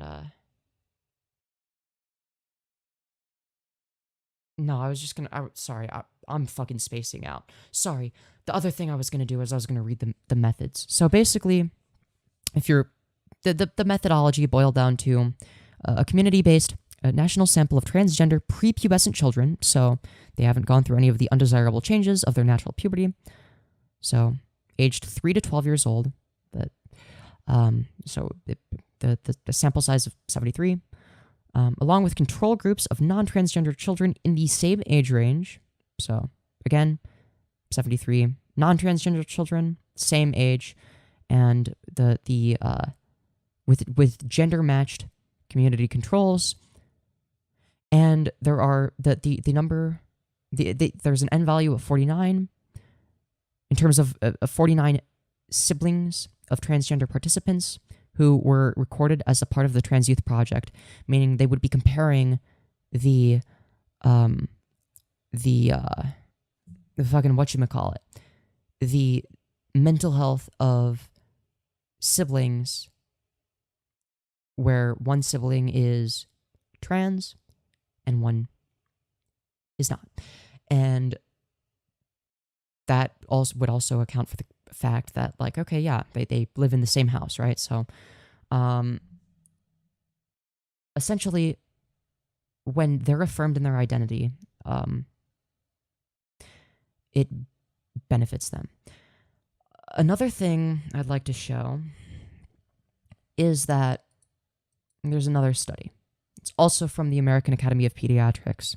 So, mental health and timing of gender-affirming care. Again, you can find this study. It's not that hard to find. You can just search the article title and it'll probably show up. I'm not going to read the entire study on stream, but I did take notes. I read it, and yeah, it's those are the references. So it's a lot. So I'm not going to read the entire thing on stream, but what I will do is I will read the notes I took. So basically, and again, you can find this for yourself. The conclusion was that transgender youth who sought treatment at the age of 15 or older ended up with worse mental health than the transgender youth below the age of 15 who sought treatment. The bottom line is that gender incongruent youth who present to gender-affirming care later in life have worse long-term mental health outcomes than the transgender youth who present to gender-affirming care at earlier ages. And basically, what it boils down to is this is because, ultimately, gender incongruent youth in the late stages of puberty, when they begin seeking treatment, they have already experienced irreversible changes that are undesirable to them. Whether it be maybe you're a trans girl and your voice has deepened, and now you sound way too manly, and that gives you dysphoria, or maybe your face structure has masculinized. You're starting to grow facial hair. You're perceived as manly. That's going to give you dysphoria. Your body is more likely to give you dysphoria once you start growing once you start experiencing those undesirable changes. Basically, these are changes that can easily be prevented by puberty blockers, right? So the whole point of puberty blockers is so that they can make the decision later. Conservatives say all the time, oh, they're not ready to make decisions. But that's the point of puberty blockers is, yeah, I agree that it's good to make sure. So they go on puberty blockers for multiple years, usually until they're of the age of medical consent. And then maybe they'll have a chance at getting HRT. So again, socially transitioning is not irreversible. And at that point, once they're of the age of medical consent, they can consent. So at that point, if they make the decision to medically transition by then what you have a problem with is the age of medical consent being too low, if that's your take. But I'm guessing that that's not your take. And that's not a bullet you're going to bite, I hope. Because that's a stupid thing to argue. It also, and this is important. According to this study, youth with gender dysphoria who receive puberty blockers and or gender-affirming hormones experience a decrease in emotional and behavioral problems. Youth referred to a gender clinic at the age of 12 or older were more likely to have suicidal ideation and attempts, self-harm, and low mood and or depression than those referred at a younger age. Now, when you're 12 or older, chances are you've started to hit puberty. So, yeah, that makes sense, actually. And then figure 4. So, okay, let me, what is OPY and, oh, fuck.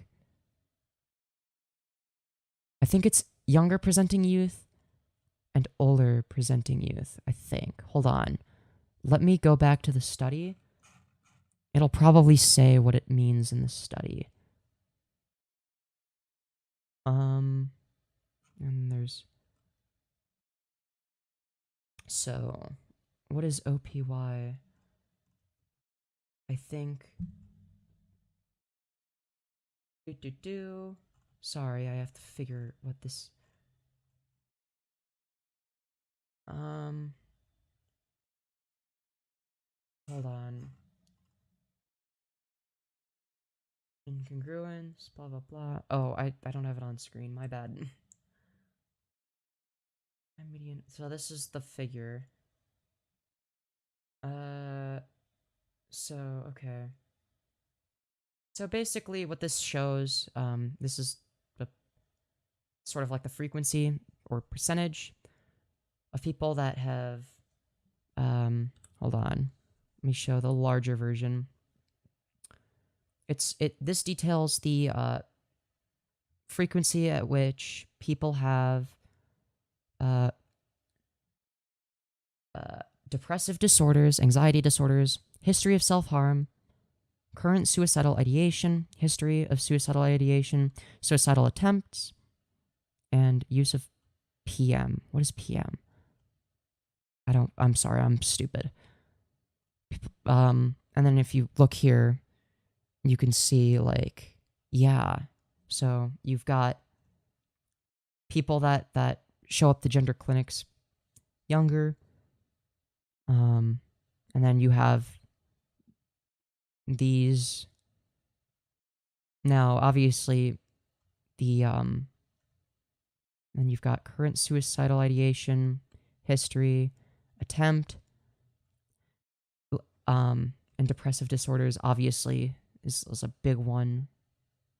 But you can see that, like, there's a clear gap here.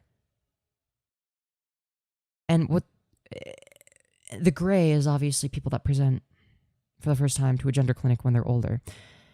These are mental health issues that are caused by being forced to go through an undesirable puberty, basically. When you go through undesirable changes that don't align with your gender, and and whatnot. Like, that's going to give you a shit ton of depression. You're going to be more suicidal, etc. So, again, sorry I had to pull out the research doc. You didn't think I would do it. Gay conversion therapy should be banned 100%. I agree. Michael Knowles is a reincarnate of Hitler. I wouldn't be surprised. Puberty blockers are not reversible. Source? Do you have any evidence that they're reversible? Or, sorry, that they're irreversible? Puberty blockers chemically castrate children? Well, no. It does not prevent kids from having children. You can stop taking them and then you can have children. You're not able to have kids. So, it's not... They don't make the decision to not have kids. You do realize that when people go on puberty blockers, they aren't able... I mean, they're not able to... they're not fertile while they're on the puberty blockers, but once they go off of them, they regain that ability, right? Hell, there are even... So I think what you're thinking of is the fact that HRT, hormone replacement therapy, can make people infertile. So there's a good chance that I end up being permanently infertile, but that's because I'm on fucking estrogen. Like, that makes, like, those are hormones, right? That's not just delaying puberty at that point. That's like going through a whole separate puberty, right? And actually, there are a lot of trans women who have been medically transitioning for years on hormones and whatnot. And actually, it's funny that because I need to find a source on this, to be honest. Otherwise, it's just, well, I'm pretty sure somebody said this, so it's probably correct. But I'm pretty sure, correct me if I'm wrong on this, chat, pretty sure there have been a lot of instances in which trans women who have been medically transitioning for an extended period of time, not just blocking puberty, but like going through an entirely separate one, which actually can cause infertility, have been able to just go off of their HRT for a little bit and whatever, get their girlfriend or wife pregnant and produce sperm that is able to, make children, basically, right? And that's with HRT. With puberty blockers, all you're really doing is delaying puberty. I mean, the reason puberty blockers exist in the first place was because of precocious puberty, right? For kids that hit puberty at the age of 7, let's say, for example. If you hit puberty at the age of 6 or 7, that's not good. That is bad because that's unhealthy. That has health ramifications, right? Similarly, being forced to go through the wrong puberty that gives you undesirable secondary sex characteristics that you already know you don't want is also detrimental to the well-being of the child. So in both cases, you are making very informed medical decisions with the consent of the child, the parents, and the doctor based on very strict criteria that basically make it so that it has to be extremely, extremely, extremely fucking obvious that you have really severe gender dysphoria for an extended duration of time, at least 6 months, along with meeting a whole other list of criteria, and then and only then can you make the choice, if and only if you meet all those criteria and the doctor consents and you consent and your parents consent, can you get puberty blockers, which are reversible and don't cause infertility. Let alone, like when it comes to HRT, I'm pretty sure that in most cases, it's whether or not you can go on it is going to be based on whether or not you're of the age of medical consent, right? Can you consent medically? If the answer is yes, then you can make medical decisions like that for yourself. If you can't consent medically, then maybe you have to wait, right? That's just sort of how the system works. Do you have any evidence that they're irreversible? You're going to have to send me a source. Your brain needs to go through puberty whether you're trans or not. That's not how it works, because so what you're referring to is if you're referring to the IQ thing, with the IQ thing, and this occurs with kids with precocious puberty. So if let's say you have a kid with precocious puberty, what happens is when they hit puberty, their IQ starts to increase with puberty, but it also plateaus a lot faster. So they end up it ends up leveling off, right? So they hit puberty first, so their IQ starts to increase first, but it starts to level off first, right? So they ultimately end up with the same IQ. This has been demonstrated. Same logic applies here as well, where, again, yeah, sure, they're gonna go through a little bit of a late puberty, but that doesn't mean that they ultimately end up being dumber. It just means that they go through puberty at a later time. But there's nothing wrong with being a late bloomer. Like, there are plenty of cisgender people that go through puberty starting at the age of 16. Like, that happens a lot. Like, I have known guys, cisgender guys, whose balls didn't drop until they were 16.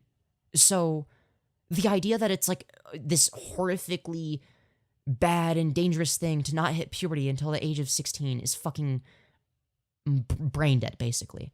It's brain dead. Because it's literally not any different from a cisgender person hitting puberty at the age of 16. Like, they're not infertile because they didn't hit puberty fast enough. Now, if you... obviously, you can't be on puberty blockers forever. Eventually, you have to either decide to go on hormones or just go off puberty blockers, go through whatever your natural puberty is, right? But, again, you get this very large frame of time in which you can make that decision. And, like, again, this isn't just something... Like, you don't just go to the estrogen store as, like, a 12-year-old and they're like, yep, here's your estrogen, little Jimmy. Enjoy. That doesn't fucking happen. Also, thank you, Craig, for the $1.27 saying mommy. Hey, baby girl. I hope you're doing well. You are such a good girl for giving me all that money. So does your genitals. So the whole genitals thing, you know that you can, like, if you started transitioning at an earlier age, you went on the puberty blockers, you know, and then went on HRT, and you didn't go through the male puberty, let's say, you know that you can, as an adult, like, temporarily stop doing HRT and then go through some amount of male puberty. Also, thank you, Rise, for the additional $1.27. Wrong dono name, also cute fit. Why, thank you, and I appreciate that. But yes, yeah, I was like wondering if that was you. I'm like, huh. You've never donated as Craig before. But yeah, yeah, where was I going with this? Like, as an adult, if you want to get SRS, and let's say you were on puberty blockers, you never went through male puberty, and maybe the problem is that you don't have enough tissue, all you have to do to get your dick bigger, basically, to the point where there is, like, enough tissue to do it the way you want it to be done, you just stop taking it. Like, you obviously after consulting your endocrinologist, after consulting them, making sure that, like, okay, I don't know if I personally, I don't know if you can cold turkey hormones or if you have to, like, slowly go off them or whatever. I don't know how that works, but you can go off your hormones temporarily, and then you'll start noticing the changes of male puberty, right? In fact, something that I've been told by trans men, people that are born female who decide to transition into men, the clitoris, when you go on testosterone, actually becomes a lot more similar to it. It's like it gets to this, like, it gets a lot larger. Okay, it gets a lot larger because that's just what male puberty does. Even if you start it as an adult, same thing happens to your PP.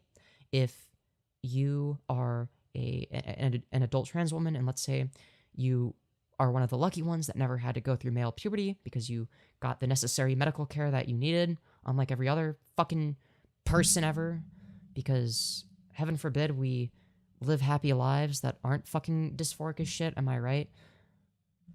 We are destroying children's adult lives for what's... No, it is the opposite. You are in favor of destroying their lives because the data fucking disagrees with you.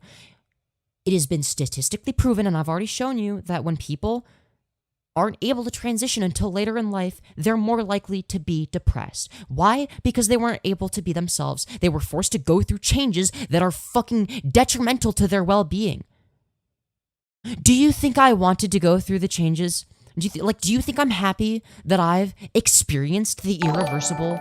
Also, thank you, Kuro, for the $5. Hey, cutie. Why?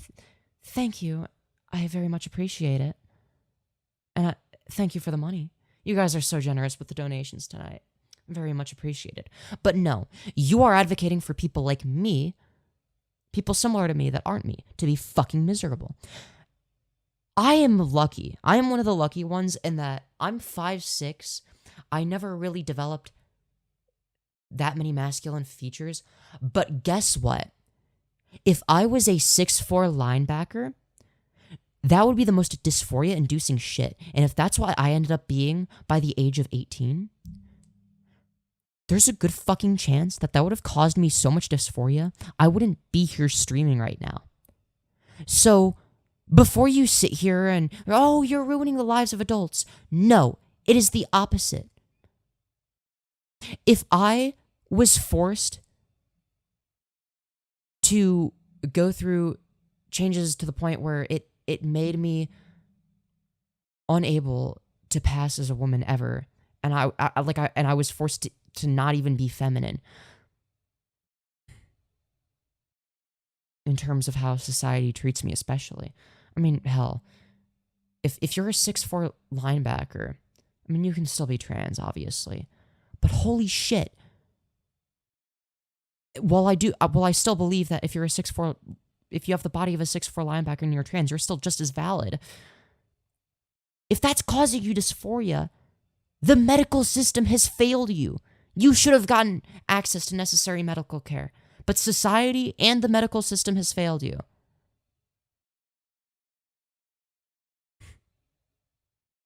I'm lucky that despite being failed by society and the medical system, that I can still transition, and one day I'm sure I'll be able to pass. I'm lucky. Most people aren't going to be as lucky as me. Some are, some aren't. And you know what? You are in favor of fucking over people that already know that they don't want to go through the wrong puberty and deciding, what if we force them to do it anyway? Let's make the first 18 years of their life as miserable as fucking possible and force them to go through irreversible changes that make them want to kill themselves. Because that's what you're in favor of, whether you realize it or not.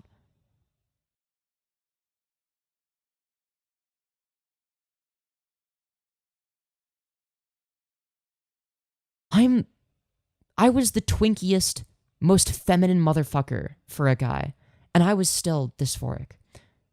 Because I'm not a guy. That's the thing. Can you imagine how fucking dysphoric I would have been if male puberty, rather than making me extremely twinky and feminine still, made me like super masculine and I looked like Giga Chad? I don't want to look like Giga Chad. I make jokes about being Giga Chad because I know that I don't look like Giga Chad. But if I actually looked like Giga Chad, look, no hate to Giga Chad, but that would make me dysphoric as shit. Here's the problem.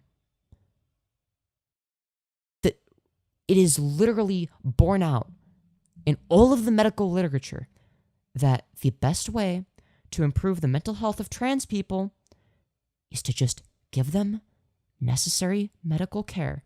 And guess what? Puberty blockers are reversible, okay? You haven't found me a single source that demonstrates the contrary.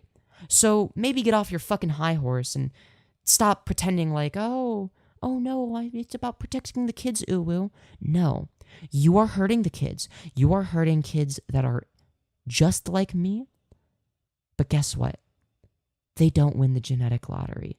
They don't have the femboy twink gene, okay? I have the femboy twink gene. I'm lucky that I look like this only 6 months on HRT and no makeup. Even though I still am like, oh my god, I look like shit. I'm still dysphoric. But guess what? Guess what? I feel a lot better about myself than I did 6 months ago. And guess what? My life would be a lot easier if I never had to live the first 18 years of my life as a guy. Again, those 18 years were, I mean, if you are in favor of robbing the first 18 years of people's lives in a way that increases the likelihood of them killing themselves drastically, why are you okay with that? Why are you okay with making people like me miserable? Like this fucking sucks. Like that you're just like, oh yeah, what if we just made your mental health worse for no fucking reason? Trying to sell the trans identity as safe or not harmful is ignorant. I mean, how fucking stupid can you be saying shit like that? The only thing that's harmful is telling people that they should never transition and that trans people are invalid, or that you should be forced to go through the wrong puberty, even though you already know that you don't want to. It's fucking disgusting. Intersex people get hormone treatment all the fucking time. Why? Because their hormones are imbalanced. They have hormones that are undesirable to them. And guess what? You can acknowledge that. And you can acknowledge that even though they're a child who, they're too young to make big decisions. You can acknowledge that because it improves their well-being, that it's okay. But guess what? The same line of logic applies to trans people. And guess what? The data also supports trans people in that. It supports us. And to say that we should be forced to go through irreversible changes that harm us, that increase the rates at which we harm ourselves and fucking kill ourselves. And you think this is like that? Oh yeah, there's nothing wrong with advocating for that when I've shown you the data. It's one thing to be ignorant, it's another to be willfully ignorant. I guess I'm kind of behind in chat. I don't know. Cutting an organ with no use? What? We're not even talking about surgery. I'm not even saying, like, anything that should... Like, what I'm saying shouldn't be that controversial. It's just science. And...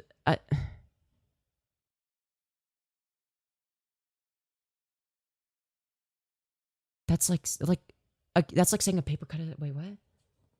It's weird you want adults who will never connect with someone's sexual level? What? Like, that doesn't happen? If you never go through puberty, your brain never fully develops. Well, they eventually go through puberty, right? So they either, at some point, make the decision that, hey, this whole, maybe I'm actually not trans, so I'm going to go off the puberty blockers, go through my puberty. And then guess what? They go through puberty. Or, alternatively, they go on HRT, and that is also a form of puberty. So their brain does fully develop, believe it or not. So, no, you're wrong. Try again. Child for only 18 years of your life? Okay, why don't you tell that to the trans kid hanging from the ceiling fan? Who fucking... there's... To claim like there aren't 17 and 18-year-old trans girls who kill themselves at disproportionate rates because they have gone through the irreversible changes of male puberty and they might not even be able to pass ever as a cis woman, which causes them dysphoria. The fact that you're just, that's no big deal. 18 years of fucking misery. Yeah, why don't you just not have a fucking childhood? Why don't you just be fucking miserable as a trans person? Just in case, like, just in case you might regret it, even though you've made it very fucking clear as to what you want as an individual, and also have severe gender dysphoria, and also will be way less likely to fucking kill yourself in general. But no, it's just 18 years. Yeah, 18 years of increased suicidal ideation in your ideal world. 18 years of suicidal ideation that is consistent among trans and cis people alike.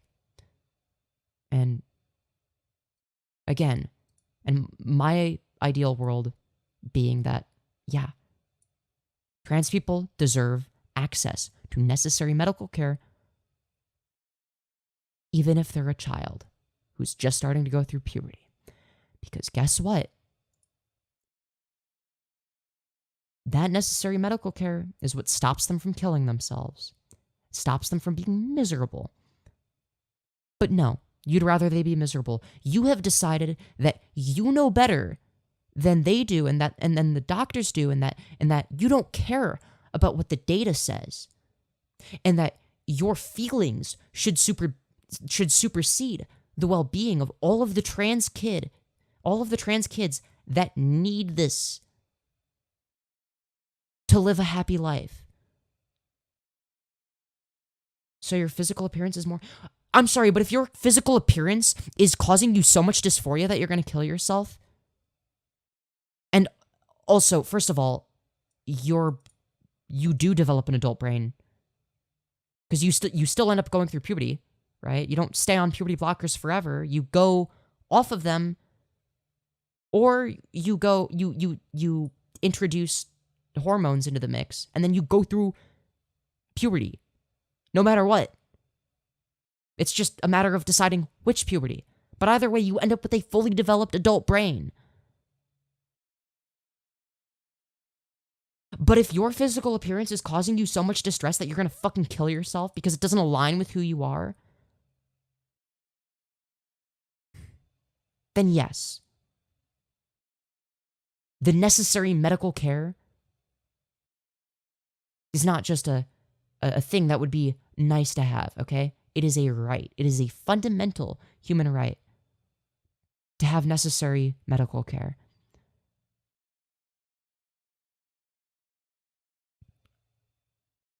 It's like you keep bringing up Jazz Jennings.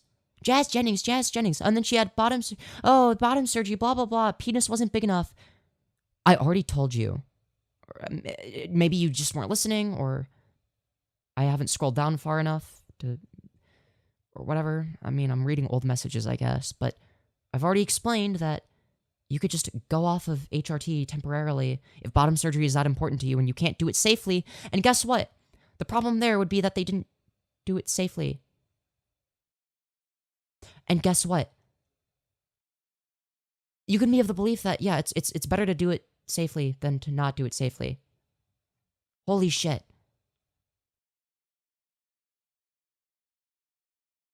I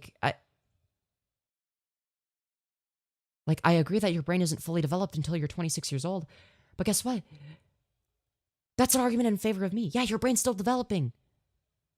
And if you start puberty at the age of 16, 17, or even 18, that's not going to prevent you from fully developing.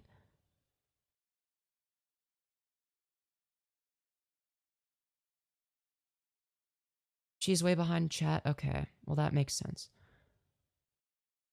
I'm advocating for children to not be able to make permanent adult medical decisions.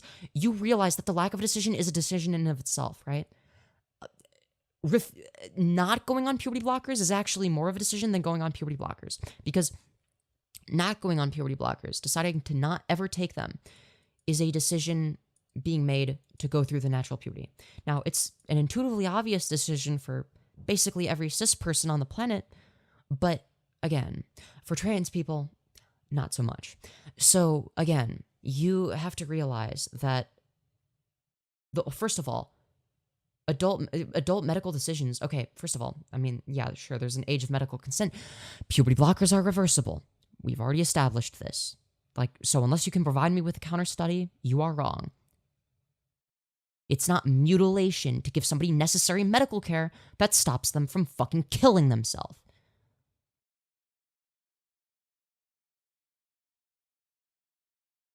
And that's always the catch, right? Trans kid or dead kid, get real. No, that is the catch. This isn't just me making emotional arguments. It has been statistically proven that the suicide rate of trans people, including trans youth, decreases when they get the necessary medical care that they need. So, what would you rather have? Someone who isn't able to transition for the first 18 years of their life and, you know, might not even be able to ever pass as a cis woman and will never... There's a good chance... I mean, it depends on how society functions, really, but they might not even be perceived as a woman by a lot of people in society. I mean, at the end of the day, would you rather them have a traumatic childhood of pain and misery because there was a small chance that they might make the wrong decision? As if the natural puberty isn't just as impactful? And you're going to sit here and tell me that, oh no, it's bad because it's a life-altering decision. You realize that doing nothing and going through the natural puberty is doing something. It is a life-altering decision whether you realize it or not. It's an intuitively obvious one for you if you're cis, but again, it's just as life-altering. And to claim that it's not is delusional.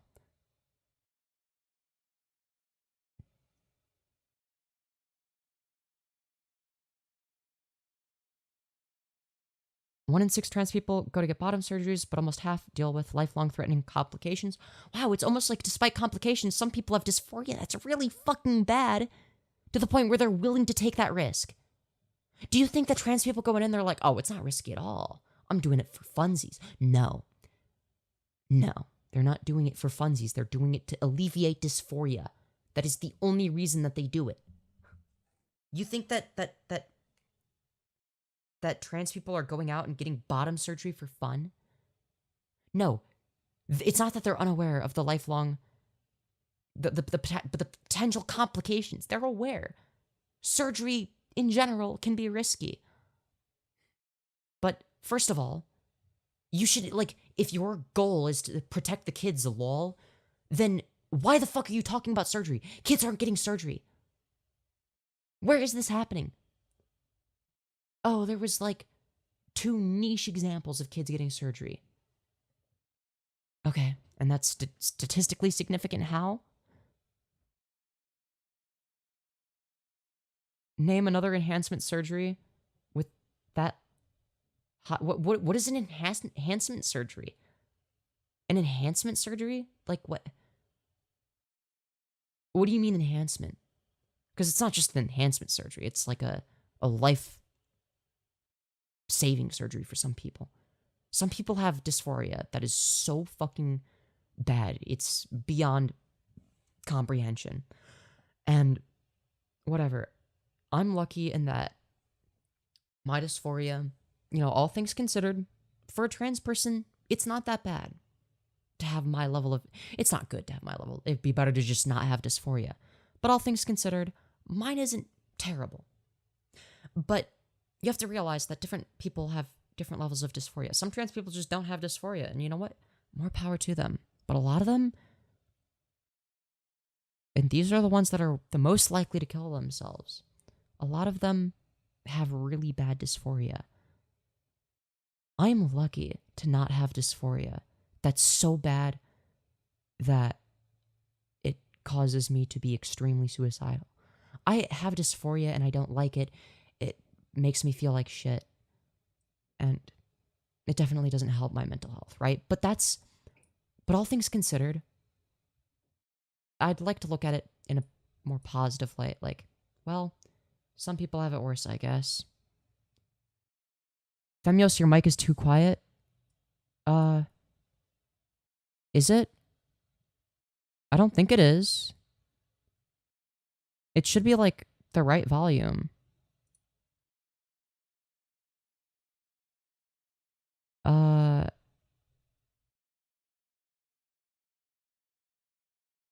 don't think they understand how risky it actually is. How risky what is? A medical procedure that only consenting adults are getting? Okay, what's your point? Yeah, adults can get fucking surgery. Are you saying that adults, fully grown autonomous adults, shouldn't be getting surgery? I mean, that's, if so, well, that's a fucking insane position. But again, and when it comes to the children thing, again, they're not getting surgeries. They're doing things that are not surgery. So again, it's like, do you actually care about their mental health and their well-being? Or is your entire position here determined by your feelings? You feel like it's scary and, oh, I bet they're gonna regret it, even though I haven't seen any actual evidence. Anyways, I'm logging off. It's getting late. Thanks for chatting. You're welcome. But yeah, I'm glad my mic sounds good. I hope it sounds better than usual, because I changed a few settings. So hold on. Here's what I'll play what it sounded like before. So this is what it sounded like before. So this is probably closer to what you're used to, though my voice is also changing, so I guess there's that.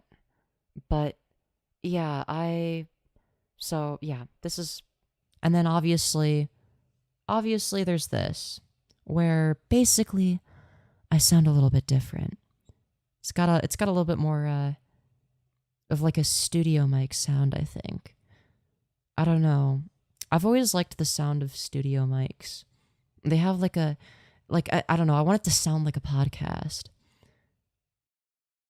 And I feel like this is good for that.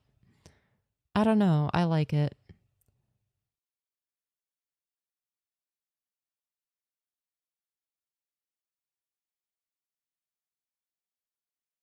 But yeah, wow, that truly was the discourse. Wait, wrong button. The discourse of all time. Truly the discourse of all time, I must say. But yeah, oh my god. Holy shit. Holy shit. Anyways, it's getting late. I don't even know why we got so sidetracked, and now the stream is kind of dead because of it. Yeah, okay. Anyways, God, I get so passionate. I love being passionate about stuff. It's fun. It's good to be passionate about something. At least one thing. I hope. I don't know. But yeah.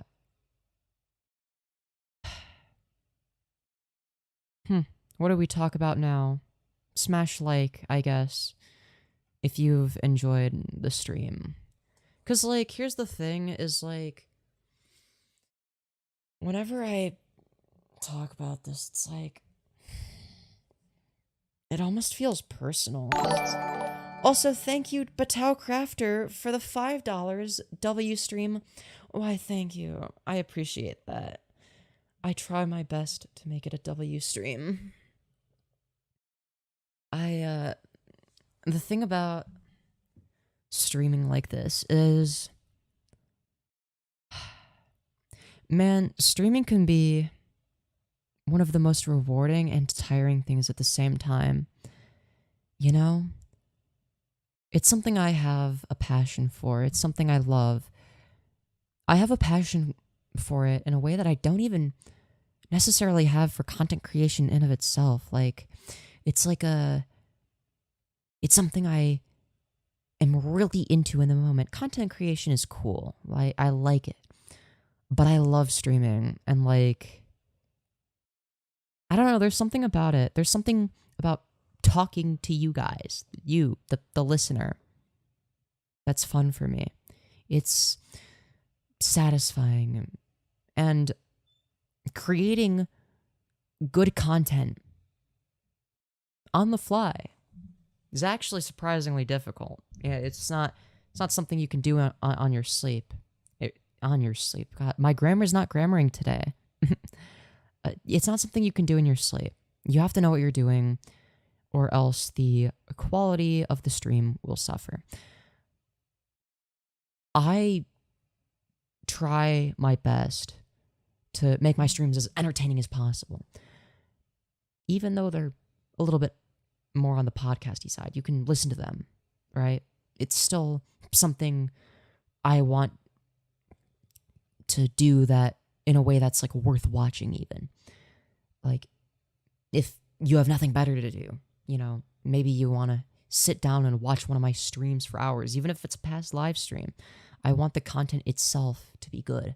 I want I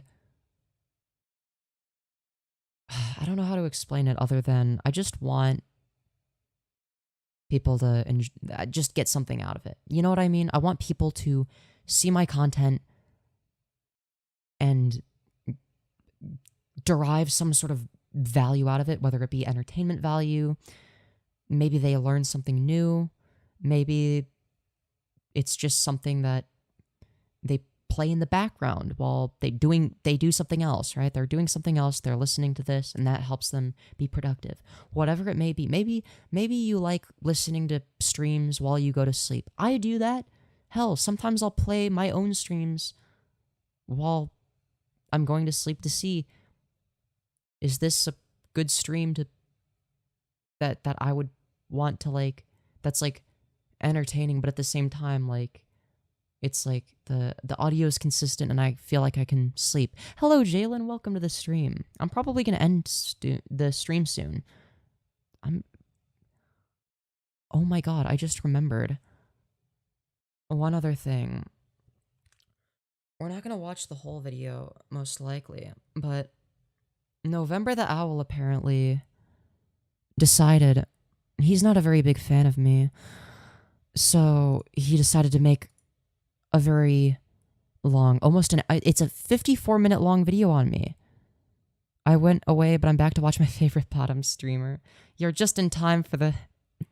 Shut up, I'm not that much of a bottom, okay? I'm only sometimes, and only a little bit. So... basically, hold on. Let's see here. So, about 8 hours ago, somebody named November the Owl decided to upload a video called @Femyoz Doesn't Know How to Shut Up. And this showed up in my mentions, so I saved it to a playlist called Today's Stream, because I knew I wanted to watch this on stream.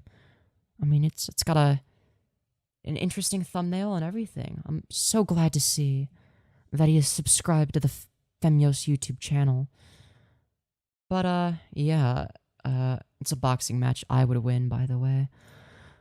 Without further ado, let's find out how I'm just so incapable of shutting up.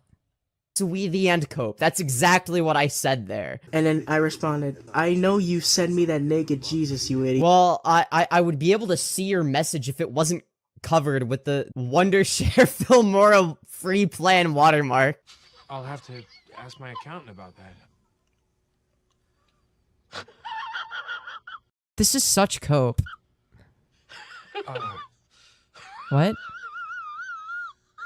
Wait, I don't think he realizes I was the one laughing at him.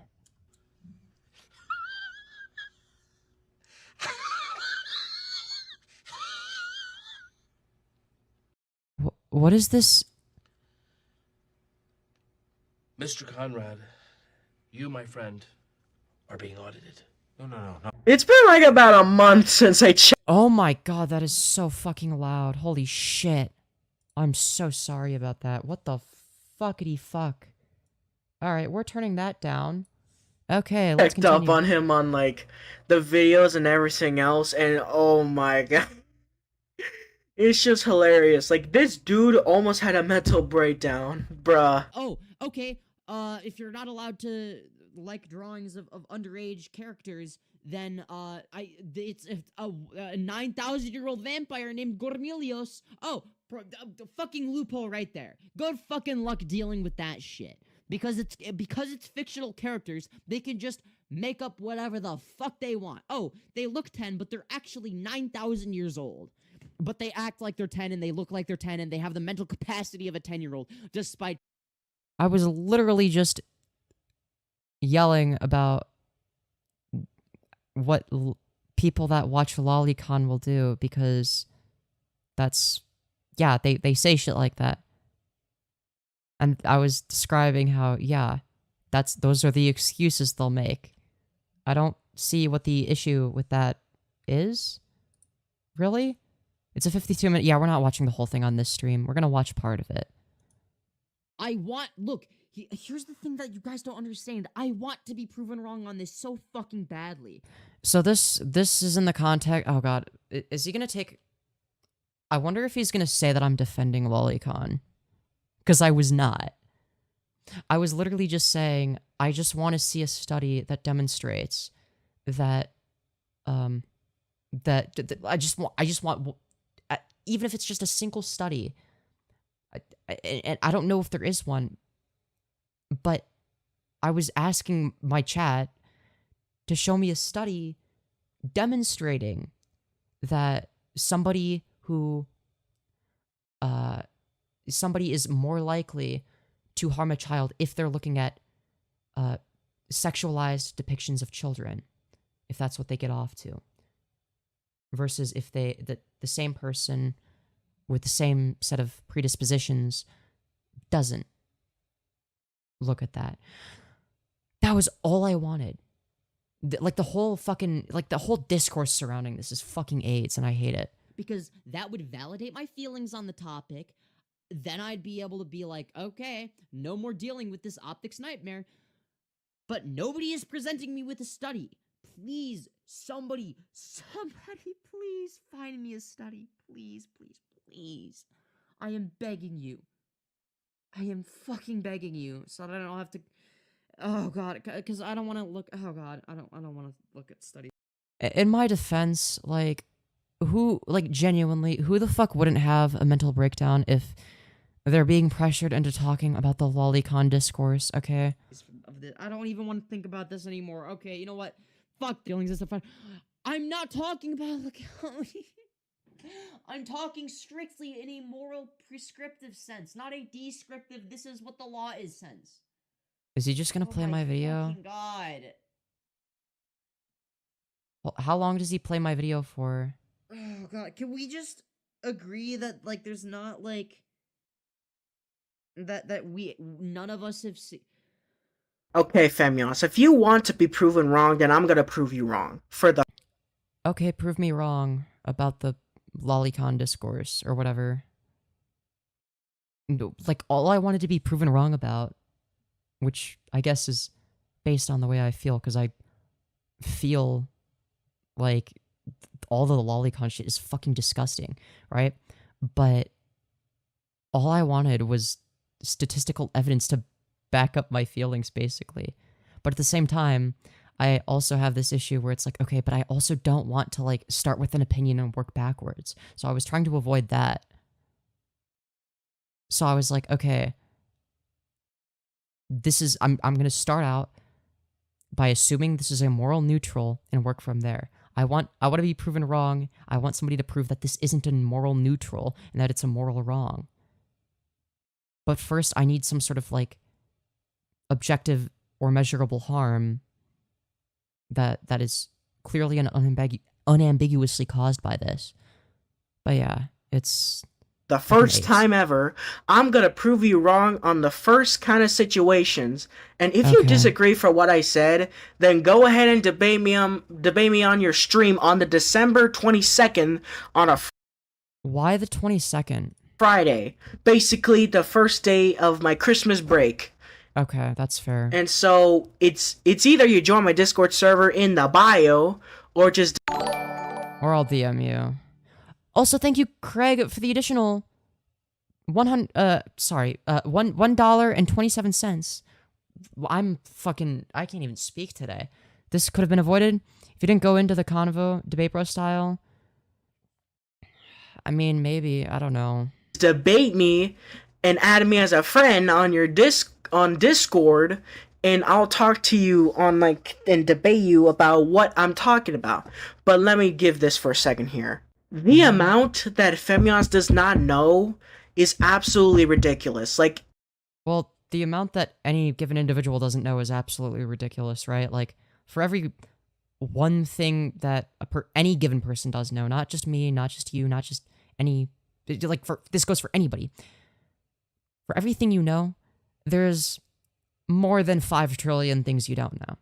The fact of the matter is there's always going to be way more things that you don't know than things that you do know. However, that doesn't stop you from having an internally consistent worldview, right? So it could be the case that I don't know everything. I don't. There's more things I don't know than things that I do know. But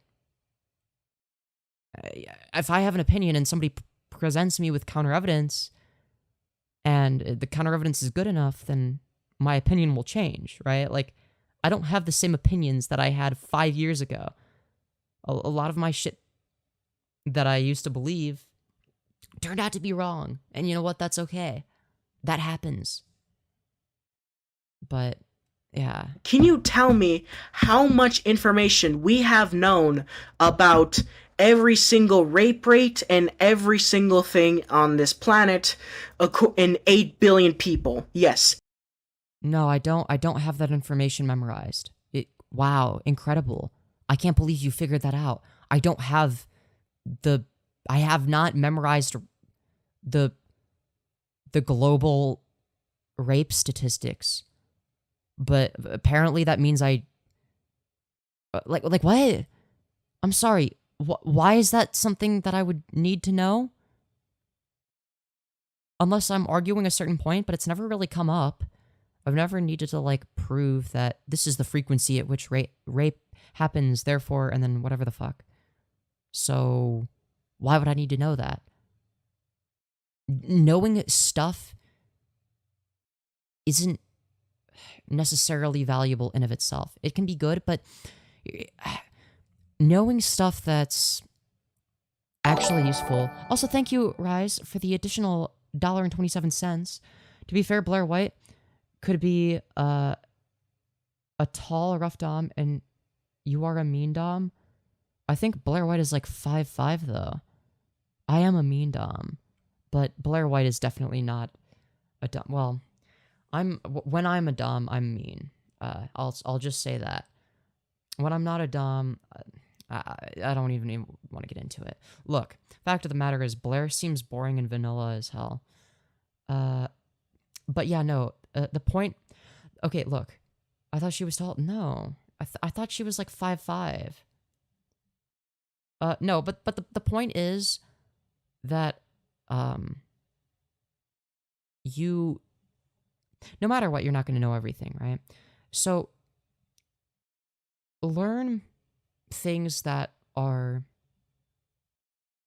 either interesting to you or valuable. That's what I would recommend, right? Don't just learn random facts for the sake of knowing random facts, because maybe then one day you'll be able to impress somebody and get the attention that your father never gave you.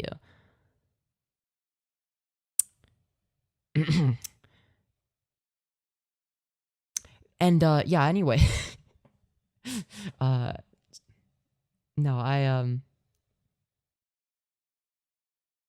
fuck, I'm spacing out. I love when I space out randomly. It's my favorite. Anyways, let's continue. 8 billion people live on this planet, and roughly 30% of them either get raped or, I don't know, something else happens to them. Raped or, I don't know, something else happens to them? Well, what the fuck does that mean? Something else? What is something else? What? What do you, what is he fucking talking about? What does this have to do with me? And here's the complicated part. the amount of percentages are different in each state. So specifically Texas. I don't know what the rape rate is in Texas, the percentage of it, but Well, yeah, in different states, yeah, sure, the rates will vary depending on where you live. But what does that have to do with me? Why is, oh shit, oh yeah, sorry. I need to, also, I just realized, you know what, okay, Google Chrome is doing the thing right now where basically 3 minutes 47 seconds. I need to close this, and this. Okay, chat, you're gonna disappear for a second. Okay. And then move that. Okay, go back to Restream IO. Sorry, this thing was like bothering me. I had to like fix that. And work. Why is this lagging?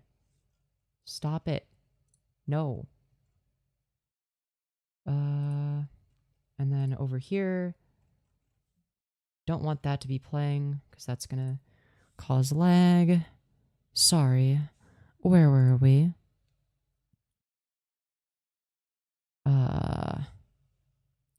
Oh, yeah. Hold on, let me go over to chat. The guy you're watching? Yeah, I don't know. He's weird. Okay. If he doesn't talk about me in the video, I'm just gonna watch it later, because we were at the part where you admitted to being a bottom. Nuh-uh. I would never admit to such a thing. I have never, and I will never. I don't want to hear it.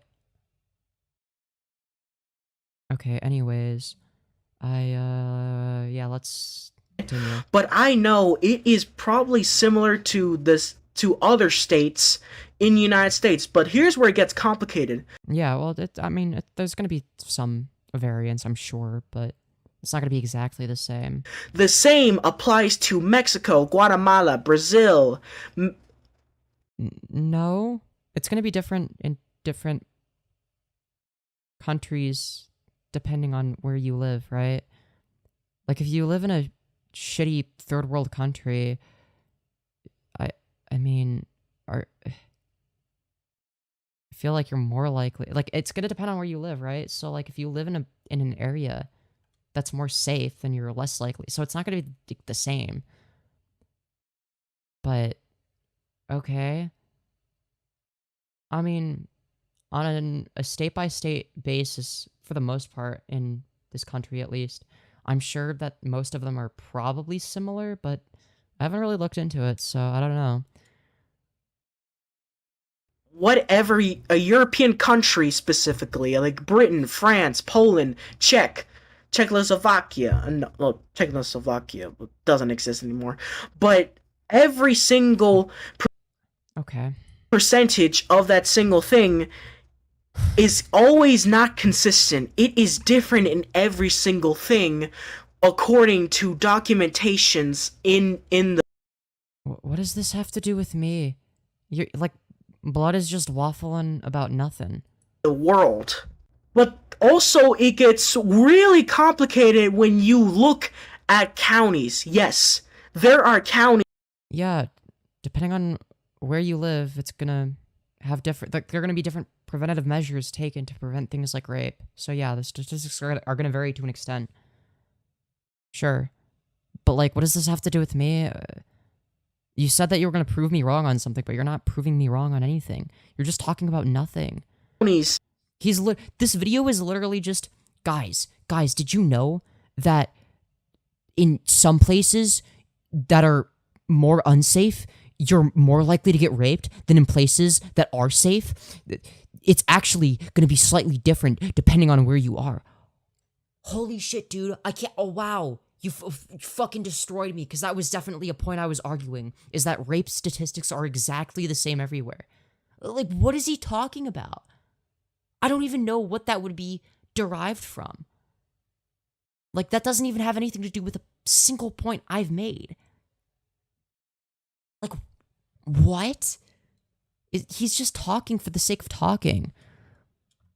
And cities in each state, and then you gotta go and mumble jumble the different types of rape rates in those cities and counties according to how many people live in there. And this is this point you just don't know, and you're gonna have to rely on the internet for a kind of basis here. And you have Well, no, you can use math, and there are people that know how to use math. Like, you can use reliable sources on the internet too. So is he, maybe he's gonna argue, oh, well, you see, the sources on everything are so convoluted that when you go by what the science says, it's actually wrong. So you should not use scientific evidence ever, because citing sources is bad because it proves him wrong, but he's not gonna admit that.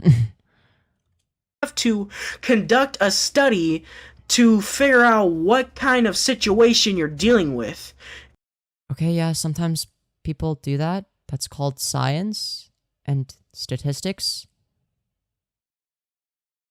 You fucking destroyed me as a phrase you say often because you're a bottom. Nuh-uh. And this is where Femyoz really gets really dumb here. After I explain this, well... Explain what? As of I'm explaining this right now, as of recording this video, it is currently December 8th, 2023. Well, you never explained this to me, so what does this have to do with me? You didn't even say this to me or ask what my opinion is. You just said words. So, what the fuck do you want me to do? On 9:40 p.m., he does not know so much of this stuff that it's... So much of what stuff? That I don't... are you saying I don't have rape statistics memorized? Yes, you're spot on. I don't. What the fuck does this have to do with anything? It's either he cheated through his tests on, like, 5th or 7th or in his college years, and... Ah, yes. The 3 grades. 5th grade, 7th grade, and college years. Bros, yeah, exactly. He didn't even address anything I've said.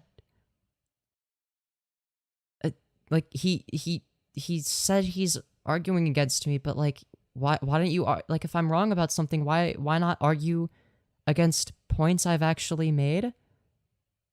Or address something I've actually said? But, to be fair, a fair criticism would have been how it took you 40 minutes to condemn it because you were too focused on optics and trying to argue. No, it was the opposite. My position was one that is bad optically, but I was arguing that, like, okay, there's a disconnect between the way I feel. Like, I feel like this is bad, but I haven't personally seen any harm come from it, and I haven't seen any evidence, so I'm not going to assume that it causes harm. I am going to assume it is amoral neutral, regardless of my feelings. That was what I was arguing.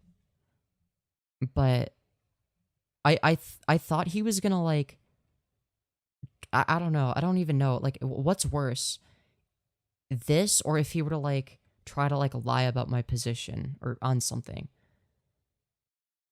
I don't know how he got, like, he's just talking about nothing. This sucks. This video is horrible. It's just absolutely... The 2 people trying to call you were looking for a clip/soundbite and you played into it. I know that's what they were trying to do, but ultimately I think I conducted myself fairly well. Like, I made my position very clear. I don't really think I even said anything disagreeable or clippable.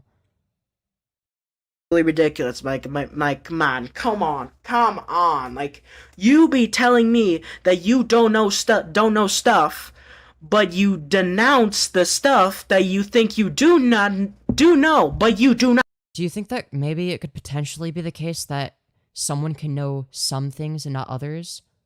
Like, maybe I know some stuff about trans issues, but I haven't memorized every rape statistic because they're not the same issue. And it's different studies that study different things for different reasons. Do you think maybe that could be the case? Because, like, it's not this dichotomy of you either know everything or you know nothing. It could be the case that you know some stuff, but there's also a lot of stuff you don't know. Like I said, you don't... Like, for every one thing you do know, there's at least 5 trillion things you don't. Can we transcribe what he just said, lol? God, no. Not. So quit being a dumbass and just let us talk for once. Let us talk for once? All you do is say random schizo shit. Why would I want to talk to you? I don't even want to watch the rest of this video. This 54 and a half minutes is fucking wild. For a video about me that doesn't actually have anything to...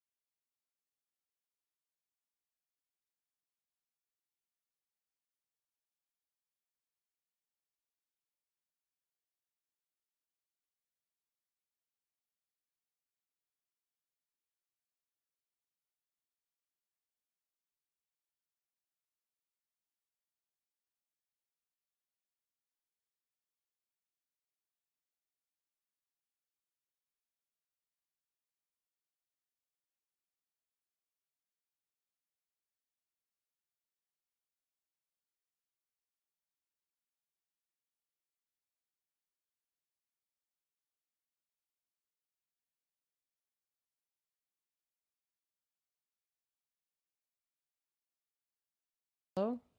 Hello, are we back? Sorry about the mic issue. You fucking piece of shit. It's not working. I spent the last minute trying to fix it. Sorry. Oh my god. Fucking bitch. Alright. Can't fully appreciate it. Your sex and... Yeah, I know there was no audio. The audio cut out. I know. Technical difficulties should be done. Alright, anyways, let's watch a little bit more of this. If he doesn't even fucking talk about me, I'm not watching this shit. Maybe one of you can, like, watch it and tell me if he says anything worth watching. I don't want to watch all 54 minutes of this. But still, Femyoz would not understand how actually large we are. According... What does this have to do with me? Yeah, the stuff can be large. What's your fucking point? To science and the Bible itself. According to the science and the Bible. Okay. Yeah, because the Bible's totally irrelevant. How about, why don't you do me a favor and, I don't know, shove the Holy Bible up your ass. I don't give a fuck about your religion. Not gonna lie. It's fucking pathetic when people try to use it as, like, an argument. Like, As if it's supposed, oh yeah, oh the Bible. Oh, I care so much what the Bible says. Like, shut the fuck up. We are nothing but a speck of dust. Like, Okay, you said you were going to prove me wrong, but these aren't things I've ever disagreed with. I didn't say that we were not a speck of dust in comparison to the universe. Well, like, what does this have to do with me? The mention of the Bible is a good indication that you can turn the video off now. Yeah, that and his loud fucking voice. Terrible for a podcast. Holy shit. I had to, like, turn the audio way down. It was still way too loud. Ugh. Alright. Holy fuck. What an awful video. It literally doesn't even have anything to do with me. Fucking embarrassing. Literally fucking embarrassing. Why upload on me? If you're not even gonna address a single point I've made.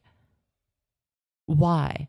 What's the point of uploading a video with adding mentioning my channel so that I get a fucking notification that somebody mentioned me in a video, and then just not even talking about me at all? Just, oh yeah, did you know that the universe is very large compared to us and that we're really small compared to it?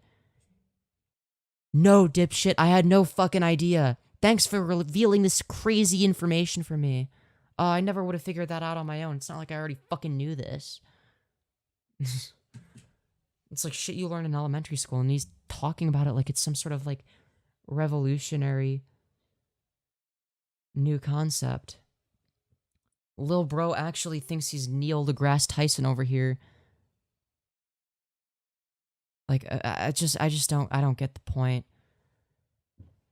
Smash a like if you're a fan of the second coming of Neil deGrasse Tyson. Oh my god. Alright, anyways.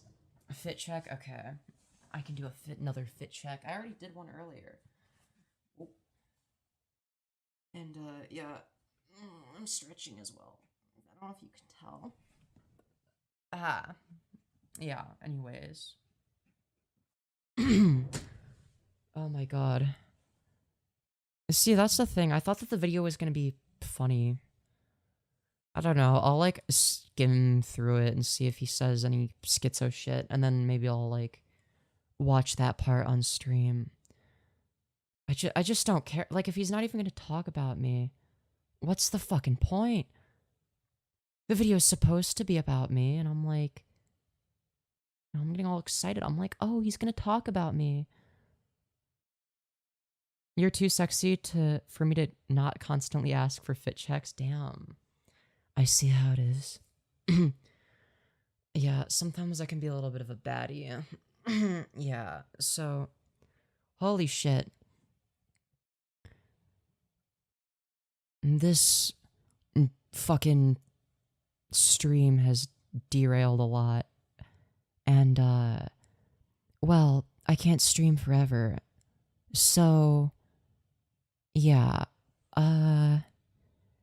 maybe this is the part where I say, something along the lines of, thank you everybody for watching. If you enjoyed, be sure to let me know by smashing like and leaving a comment if you're watching the VOD, of course, because that's when you can do that.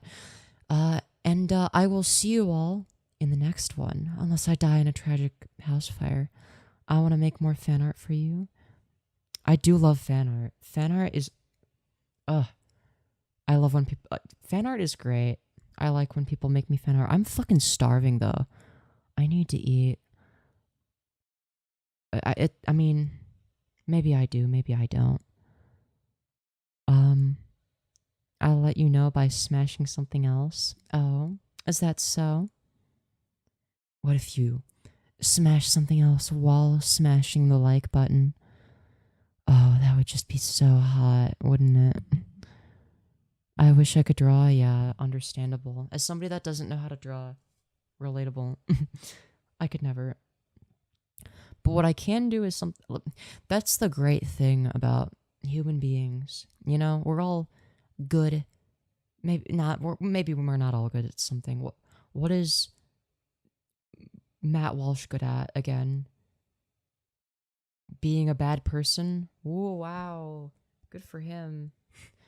No, but like, and sometimes people don't realize what they're talented at or have a passion for until they start doing it. So, for instance, I have a passion for streaming. That's why I do it so much. Most of you watching probably are not streamers, statistically speaking. But you know, we're all. But I'm terrible at drawing. Felix Chaplin over here knows how to draw. I could never do that. I don't know how to draw. Blood is for real, still going. You better believe I am. You need to do ASMR. I could do ASMR. I mean, I have a good enough mic for it. I don't know if I have the voice for it, but yeah. You have a passion/talent for being a submissive and breedable bottom? Nuh-uh. I do not. I don't. What do you mean? I do not have. I'm not that submissive. Okay, look. And on that note, thank you all for watching. I hope you enjoyed. It's been a pleasure. Yeah.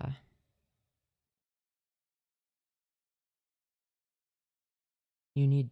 Oh, somebody from Kick Chat brought up a good point. Yeah, I should put on chapstick. Holy, it's so dry during the winter. Holy shit.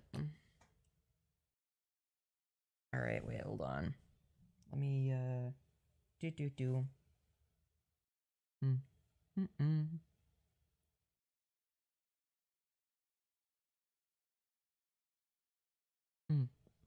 Anyways, thank you for the reminder, person over from Kick. Send reference pics on Discord if you want more art. Yeah, I'll do that at some point. Probably tonight or tomorrow. And, yeah. Yeah, it's been a pleasure streaming for all of you beautiful people. But yeah. Oh my god, it's so dry. That's why my lips are a little bit chapped. I already use lotion sometimes, but it's not enough, is it? Here's the thing about chapstick.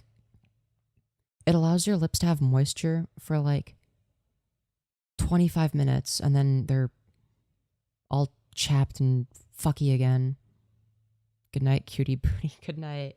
Yeah. Oh my god. Boy, have I... This was an interesting stream. I enjoyed it. But, yeah. Goodbye, everybody. Oh, before I leave, did you know that greater than 99.99% of house fires happen to people that aren't subscribed to the Femyoz YouTube channel? That's right. So, if you don't want to die in a house fire, you know, you can do with that information what you will. But, yeah. Anyways, I hope you enjoyed today's epic live stream / podcast / whatever the fuck. I don't even know. Goodbye. This is the part where I end stream.